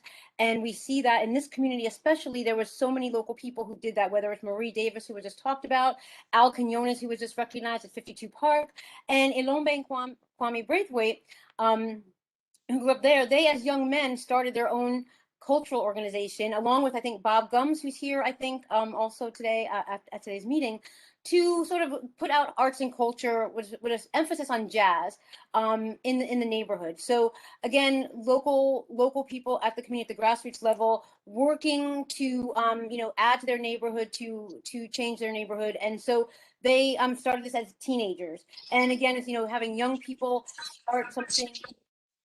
Sorry, and so that's just a really another part of their story. And then the third thing, just to really briefly just make this really brief for you all, to really point out the arts and cultural legacy, is that we all know that the Bronx is considered the borough of salsa, but it is also has a really incredible jazz legacy, African American and Afro Caribbean jazz legacy.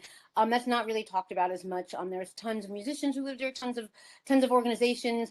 I mean, venues as that did a lot of work, where musicians got work, and where a lot of protest work through the jazz community, the civil rights community, was done through these venues all along Boston Road, along Prospect Avenue. So they were sort of part of that sort of grassroots movement to create this. Again, and saying this as young men. And also, while they started this small organization, the African Jazz and Arts Society and Studio, they later went on to work as becoming globally known, internationally known photographer and activist as well, being part of the Black is Beautiful movement. So it just goes to show that things that start off small in the Bronx sort of lead to international recognition. So we just think that that's many reasons why the give Kelly Street this recognition would be really great.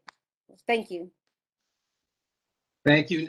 And I want to pick up behind Elena Martinez, and I want to just confirm the letters that I have sent in the support first. Dr. Thomas Aiello, Valdesta State, DJ Polite, which I think is very important, because DJ is, out of these PhDs, he is the youngest PhD on it. He is 23 years old. He just received his PhD from South Carolina State in Latino and Caribbean Studies. And he is, this area and this interest is very dear to him when he found out that this is done. So it's very important. In fact, there's another person on, his specialty is picking up on the work of the great honorable legend of Arturo Schomburg. And I would also like to just acknowledge Arturo Schomburg's granddaughter, Asia Schomburg, who is on the call with us tonight, here looking to make sure that the Lambe Braff Foundation is continuing to build community and build bridges. Again, in this day and time and era, when the Daily News first learned that a foundation was coming, that was part of our challenge. So I like to take a moment just to recognize the granddaughter of Arturo Schomburg being here with us on this night, because it's an honor, I believe, to have her on here and to see this. So then we have Dr. Steve Payne of the Bronx County Archives, who keeps the history of the Bronx. Of course, we have Bobby and Elena, Bronx Music Heritage Center. Then we have Mark Niason, who had cataract surgery on his eyes tonight and couldn't be here. But I was speaking to one of your board members, and there was an omission of transparency that I should have made on one of these letters of support. Dr. Georgina Falou. I should have mentioned Dr. Georgina Falou, who wrote one of these letters of support. She also is a former board member. And I have worked with her. I mean, the others, there's no issues of transparency, but I just thought, and speaking to one of your board members after the last time, that is something that I should have mentioned. It doesn't take away from her work. I mean, she is a PhD in economics and history. I've traveled with the Falou Foundation and worked with them in Latin America, doing work. And in El Barrio and 117th Street, where they set up nonprofits all across. I just thought that I should mention that she has an interest because she is a former board member, now retired of the foundation, and that omission was not brought up at the last time. In addition, so I'm just letting everyone know that part now. And of course, I sent the link with the links to all of the people who submitted letters of support, who they are, and their backgrounds. I wanted to say something else real briefly before I started. It's sort of an addendum, I guess you could say, to before. There were many questions that were being brought up before, mentioning about AJS was founded in 1956. Like, you know, what's the situation with? I mean, that's a while ago, but history is alive. You know, history, we can't put a date on it. Its influence predates itself. So what I wanted to say was the ongoing legacy is very relevant still today. People across the globe are still very interested. There's not a week that goes by where I do not get some sort of communication about AJAS and the people who were part of the organization. It's not just historians and cultural nerds who are interested in AJAS, who recognize the contributions of this Bronx-founded group of creatives who initially set out to create a financial economy in the South Bronx for jazz artists, music lovers of all kinds, and their fans to preserve jazz and African art form, but grew into something more larger and impactful with activism and the pioneering of the African Black arts movement that we see today. We know through a lot of what even others are now discovering that we can push the timeline back for the Black arts movement back to 1956. How do I know about its relevance today? How can I convey that to you? I can show you this, or I can share my screen, and I will show you that I keep track of what's going on. There's something we technology now, it's called Google Alerts. And I can do anything and keep track of everything. If I put a Google Alerts on Maria Torres and Elena Martinez, any article or thing that comes up about them that article is gonna come into my inbox and what's happening with that. That's the way we use technology now. In here, this is a screenshot from my phone. This is basically every day something happening around AJAS. It's not just Ilamba, it's not just Kwame, it's not just Bob Gums. There are people like First Esmond DC Hall. There are people like Frank Adu. There are a number of the men of AJAS who are responsible for a global transformation, and a woman. Just yesterday, I received a text message from Marissa Williams here, and what she is from MTV. She told me and sent her an email to say she's looking for digitized flyers from the national fashion shows to use in our edit. We're looking for a short documentary for MTV Films about the birth of AJAS, beginning in the Bronx, the fashion shows in Harlem, the Black is Beautiful movement. This will be directed by these are stories of people who were part of this book. I one more every day. Not always accurately captured, but nonetheless captured. In addition to that, I'm just making note to speak more to how much is happening with AJAS and why we have to honor and recognize them.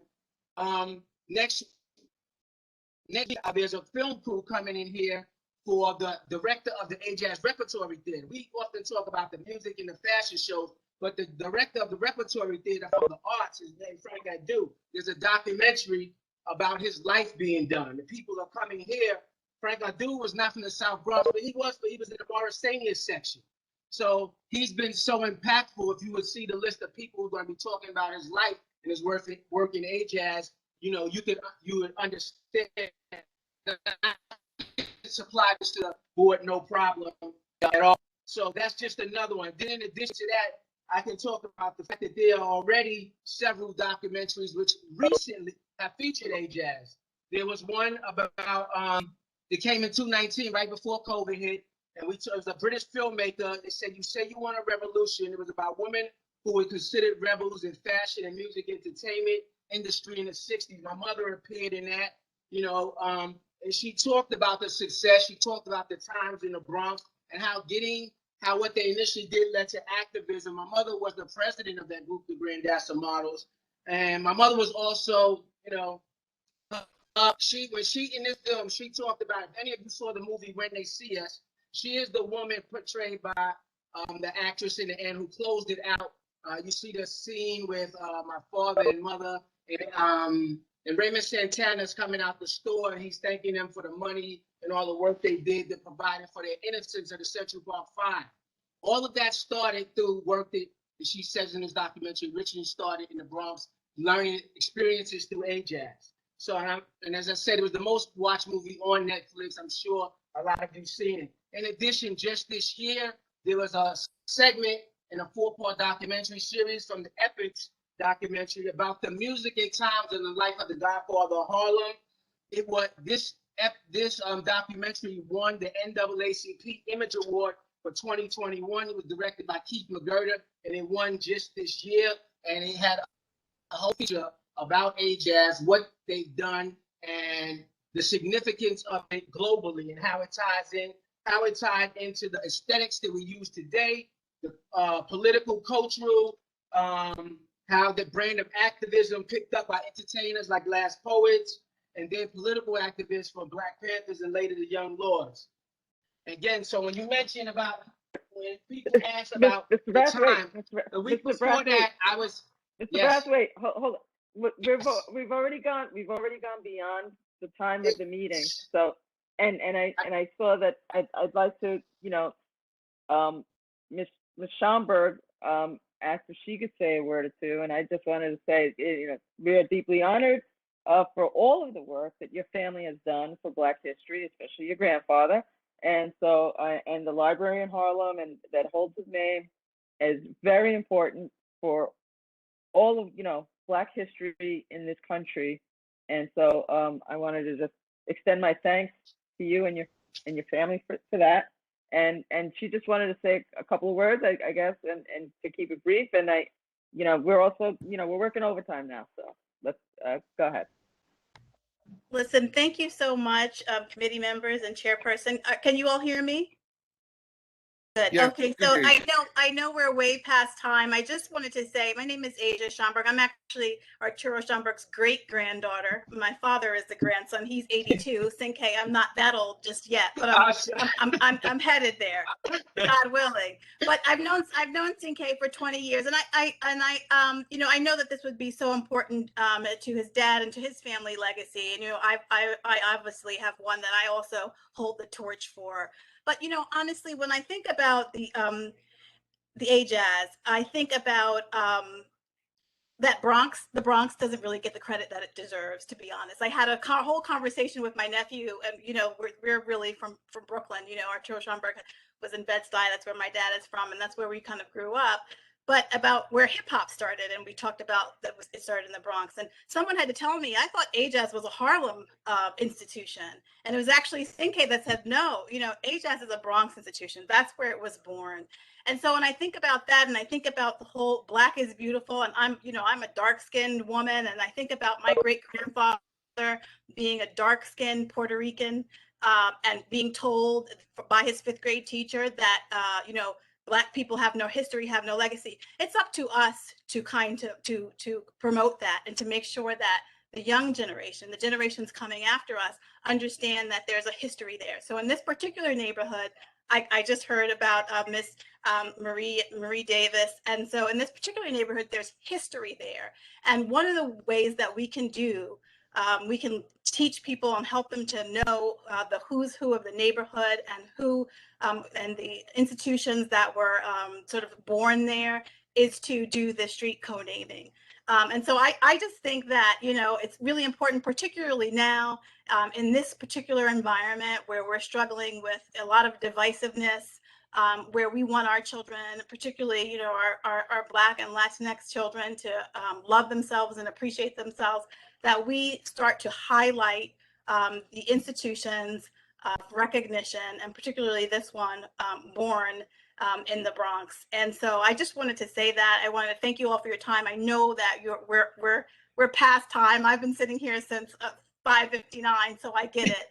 But I hope that you will seriously consider this. And I think if we don't do it for ourselves, because maybe we know it all, we do it for our children and our grandchildren and our great grandchildren.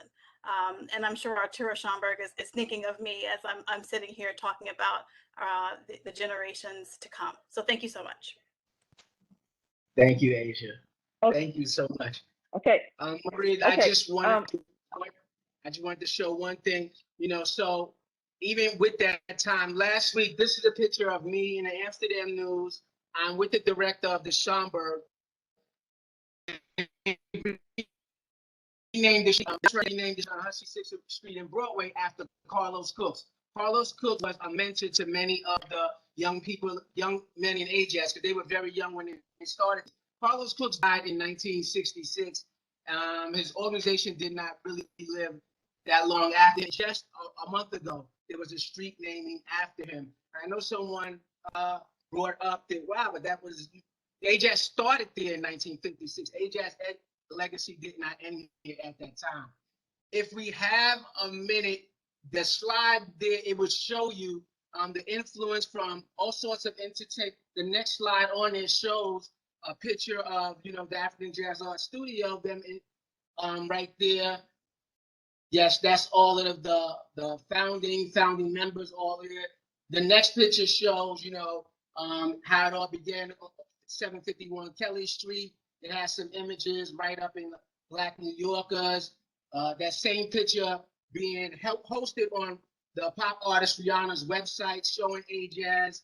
So it even shows how entertainers are still keeping with that. You can see some of the board members. They had different names than Cecil Brathwaite, Kwame Brathwaite, Robert Gums, Chris Hall. You order the next slide, you can see celebrities like Dwayne Wade, Gabrielle Union, Rihanna, Beyonce's mom, Alicia Keys. When there are several museums across this country running exhibits with Jazz stuff. There's a new one coming up just June 27th in Houston.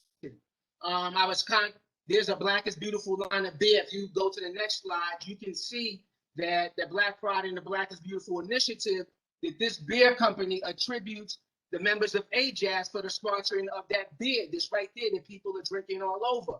You also look at that poster right next to it. That was Jazz, one of the members, Chris Hall. He had a beer relationship that used to be in everybody's home. These Budweiser Kings of Africa poster.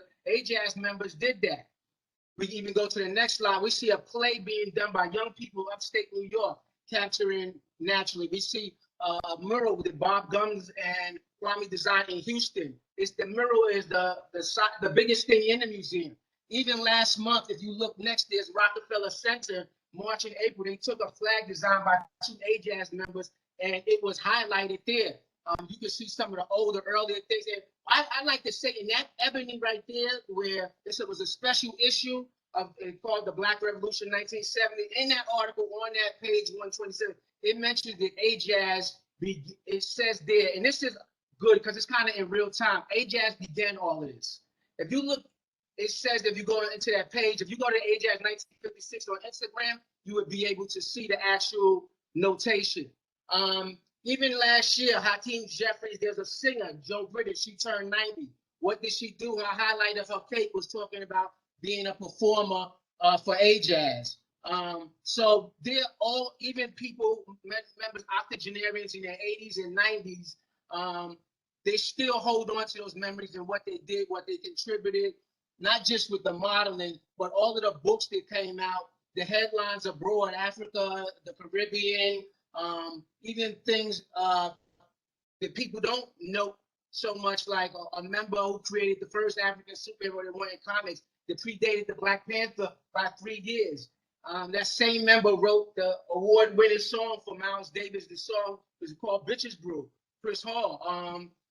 So it's not just about it's just not about Elambe, Kwame, and Bob. It's about all of these men who have resumes that extend well beyond them. If we keep going, you see, he's talking about Jazz in 1959. Yes. Wait, okay, we're way beyond our time. 30 more seconds, Maria. I'll just say this. No, if you scroll down a little more we have people who have their hands raised, so let's answer all let's questions. get to the discussion part, because this is great lessons. These are great history lessons, but we also let's get to the questions Okay, so Paula Fields has her hand up. Yes. Good evening, Mr. Brathwaite. I just Good wanted to evening. ask a question. Did what is the significance to Kelly Street and Ajax? Because I lived on Banana Kelly since 1974, and I have, which is right up the street. Well, pretty much it's up the street, but I've never. I'm sorry if I don't mean to offend anybody, but I've never. Is this something that was before that time? Well, AJS, of course, was founded in 1956. So yes, it was before that time. Even though AJS moved from 751 Kelly Street, where And they do you know what organized year their that was? You know what year they moved? 1956 is when they left Okay, around. That's why it's not familiar. Okay, thank you. Madam Chair? Wait, when they were there in 1956 and they left when? They left it around 61. They got an office right by the Apollo, so that's where they main stage. But they still met on the weekends at 751 Kelly Street. They just got too big to be doing what they were doing at 751 Kelly Street. But they okay. So they had to get an official The studio. chairman. Okay, Bobby Crespo, you have a question. Yeah, Madam Chair, I just need to know what, since 1961 to 2021, what has AJAS done in Banana Kelly? That's the first thing. Besides using it as a meeting place for whatever you were going to do, what else was done at Banana Kelly? You also, on your first that you had shown here on the screen, it says Ilambo Foundation. Yeah. All right. Yeah. And a foundation is being formed to further the work of Harlem-based civil and human rights activities. I don't see nothing about South Bronx. I don't see nothing about Kelly. And I think that it's disingenuous that you keep saying that you were there and that you've been there and you continue to be there. I've been in this community since I was a teenager. I never heard of the organization. And worst of all, to see this, it sort of, it's like a slap in the face. You want us to give you a co-naming, but at the same time, you're not even putting in that this foundation is working with the South Bronx kids who need this. Okay, let me let me answer that. First, this is not about the Elambe Braff Foundation. When Cynthia asked me, do I want to represent as myself on organization, I represent the Elambe Braff Foundation. That article is from 2014 in the Daily News, right? So that's when our foundation was founded. The Elambe Braff Foundation is putting forth the action for the African Jazz Art Society. Just because you are not aware of AJAZ does not negate AJAZ history. I have historians on the subject matter who have written letters of support. Even our former board members, such as Bob Gumbs, has written along with his son documenting the history. I even provided links last time to all of the information about AJAZ. All you have to do is take a cursory glance and understand history, and you can go back and find the information. Still did not. The fact of the matter is that Bobby, there's nothing. If I just want to address the fact of the word. Hold on, Mr. Brathwaite, just give me a second. Bobby, I think what we need to look at is the historical significance of this organization having been found and started on that block. It's continued, and so we need to. The question is, how do we want to acknowledge that historical reference? Is it street co-naming, or is it something else? So I think I don't think berating him or not. I shouldn't say berating, but going into what has it done for the Bronx is a little bit different than what was founded in the Bronx and happened here, and it's significance historically. I That's all I understand. wanted to say. Maria, I'm just saying, we just did a name changing for Miss Davis. To her last dying day, she stood in the community, working with the community, helping the community in whichever way they can. And this is not just the last 10 years or 20 years. This was her entire life and her children's life in the Hunts Point area. And so you can recognize something like that. But someone, I understand the historical value of what you're saying, but to do a name change, it becomes a little harder when you don't have that kind of contribution to the community. I Well, think Bobby, I mean, if that's Maria's the trying case, to. we've also done street co-naming for Arsenio. He was the Latin jazz artist who created the Who lived in the conjunto, community. who lived there for a brief point in time. No, He he didn't lived his do his whole entire life life there. there. No, it wasn't his entire life, His Bobby. entire life on Intervale Avenue. Ask Bobby Sinatra. Maria, can I say something? Yeah. Arsenio only Maria lived. is trying Arsenio to only get. lived in Longwood for a short time. Arsenio only lived in Longwood for a short time. There you go, and we did that. Sorry, street co-naming. Maria. So Sorry. we need to So be. what We need to Maria be. is trying to lead here is other options, as she just said, than a street co-naming. Maybe get a proclamation first, or a plaque, or something like that. I think that's what Madam Chair is trying to. And I don't have a problem with any of that, but for co-naming, I really, I feel that it needs to be a lot more investment into the community. And honestly, this thing, even though it was 2014, the foundation is still going on, and no work done in the South Bronx, nothing done on Banana Kelly that needs it more than anything I else. think you're missing the point. You keep referencing the Lambe Brath Foundation. This is not about the Lambe Brath Foundation. This is about a historical organization founded at 751 Kelly Street. Okay, we're talking about items that at Sotheby's auction house that are going for more than some of Dr. Kingston's.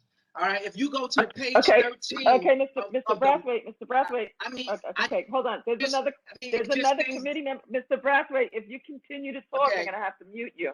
Okay. There's another committee member, Ms. Lindsay, had wanted to ask a question. So in full transparency, I want to make the board aware that I actually went to high school with Sinke. So he and I are buddies. We have been for a very long time. I'm very familiar with the work of his family and what he's trying to do. So I'm going to recuse myself from voting for that reason, but I do want to say that quite honestly, we have so many street namings in the Bronx after rappers. And I don't remember the last time Swiss Beats did anything for the Bronx. I am quite honestly, it would be refreshing as a Caribbean woman that I am to see something that honors Caribbean heritage. So I think we need to be open-minded and do our Googles. Just because we are not familiar with something, it didn't happen in the time that we were born, and we are maybe not, I'm not saying none of us are, I'm just saying if none of us are maybe familiar with a certain particular genre of music or a cause or anything, doesn't make it any less relevant. So I think we need to keep an open mind. So I thank the committee, the community board for that. Thank you. Thank you, Lindsay. And you're correct. You're totally correct. Of course, Bobby.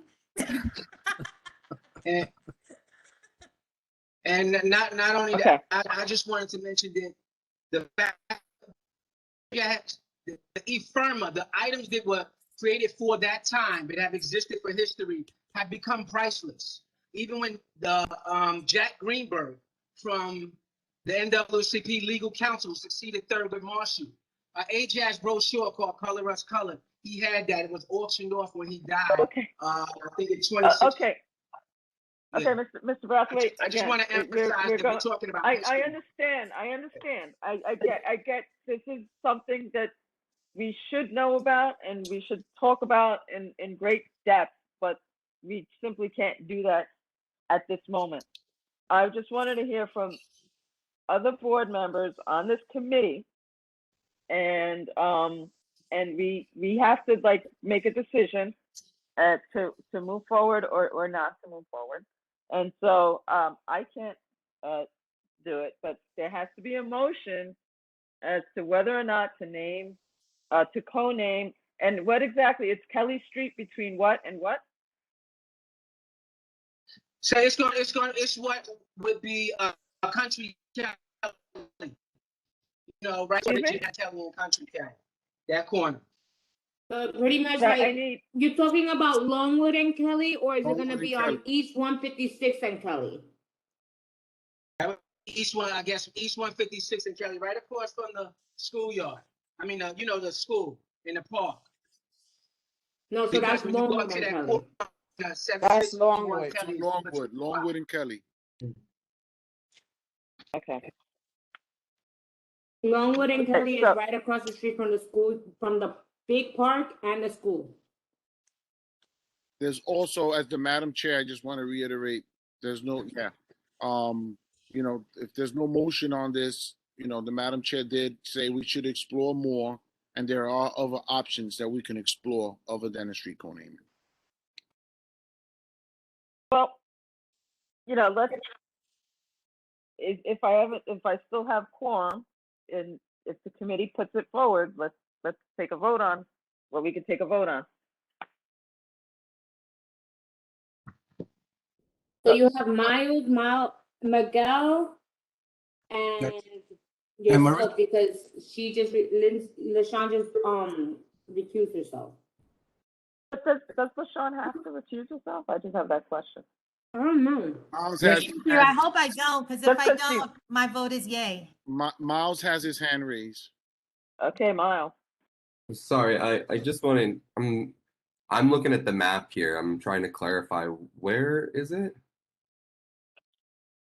It's on the southwest corner of Longwood, Kelly. Somebody's got to give me like southwest corner of what? Yes.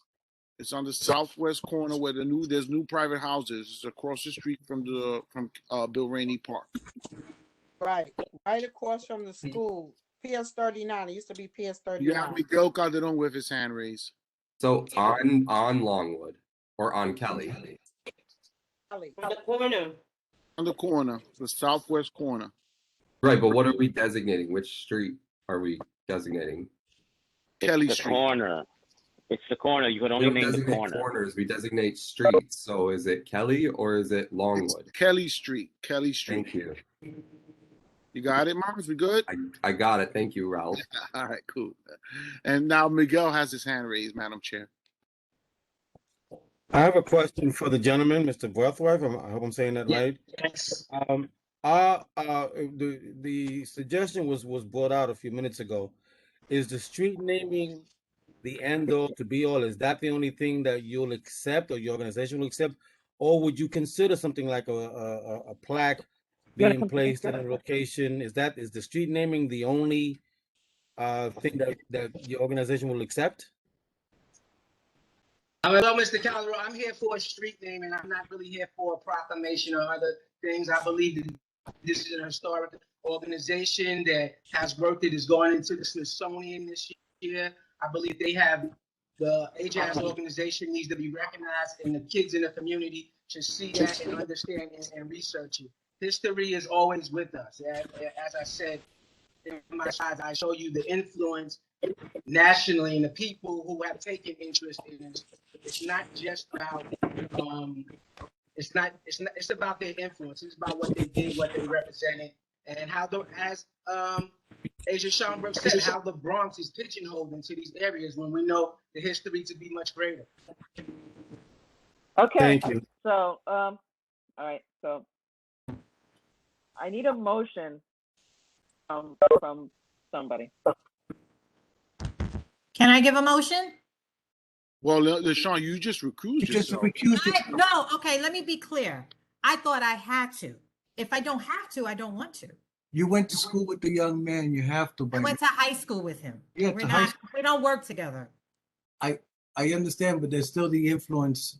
Okay, that's all I need to hear. It Thank you, was- Bobby. Lindsay, LaShawn, it's the same thing like I told Maria. The lady worked a long time ago, but I told Maria, you need to recuse yourself just to avoid any conflict of interest. No, Can I respect that. That's fine. Can I And just you know, say something, please? and you know something about conflict of interest, I think. I know a lot about it. Excuse So, me, can I say something, please? Something was just brought to my attention. And the address that he's talking about happens to be the home that my sister owns now. And when somebody told me about it, the person that sold my sister that home, I remember them. I remember it because when he said that, they was the people who sold your sister house. I remember. So now I just want to let Mr. Bradford know that I am familiar with Ajaz and Mr. His name wasn't Mbami. I forgot his name. Right. But I am very much familiar with him. we got to move on. Okay, I'm not hearing the motion, it's Madam Chair. 8:30 and I need a motion. Miles makes a motion. Miles makes a motion. Miles. Okay, does anybody second it? I seconded. That's Miguel, right? Yes. Okay. So, I guess we vote to say whether or not, and then this will go to the full board. Okay, so all in favor? Aye. Aye. Okay, any opposed? Any abstention? And then it's LaShawn recused herself. Okay, the motion passed. So this will go to full board now, Mr. Brathwaite. And then from full board, this isn't a done deal yet. This is just the beginning of the journey. From the full board, it then goes to the city council. And so there's more to be done in this journey, okay? So we will be meeting again on June 23rd, Wednesday. And at that, you do not need to make a presentation. You're just there for any questions, okay? And so we'll, is there somebody trying to say something or anything? Okay. All right. So then that's it for that. And I think we're up to new business. Thank you Yeah, very, there's some very much, flyers. Maria. There's Okay. some flyers Okay. attached to that, Maria, to your agendas. Okay, so there's old business, new business, there's flyers attached. I'll send all of these flyers and the presentations from all of the presenters tomorrow morning to everyone who left their information in the chat. Okay, thank you. All right, does anybody have any new business or announcements? I just wanted to encourage people to stop by Del Valle Square and check out our the bid worked with Casita Maria and Hunts Point Children Alliance to make a art gallery of youth photography on the ground at Del Valle Square. So if you've been driving by, you might not have seen it, but it's on this no-slip material on the ground. And if you bring your phone, you can scan the little code and it will tell you more about the youth photographer and the South Bronx Culture Trail. So I encourage you all to check that out. And there will be a event on the 18th to celebrate the South Bronx Culture Trail and that exhibit. Thank you. Yeah, I saw that this weekend. It's really cool, very nice. Everybody should take a chance to take a look at that. Okay, so if that is it, I need a motion to adjourn. I make a motion to adjourn. Yeah, Mika. Second. Who seconded? Is that Bobby? Yeah. Okay. All right. So then this meeting, all in favor, say aye. Aye. All right. Happy Father's Day to all of you guys. Maria, I need to talk to you. It's LaShawn. Okay, I guess I'll stay on. Good night, everyone. Good Meeting night. is adjourned. Okay. Good night, everyone. Thank you. Good night, everyone, except Maria. Okay. This is not related. I have something I would like to donate to the point, and I'm wondering how can I do that? I have an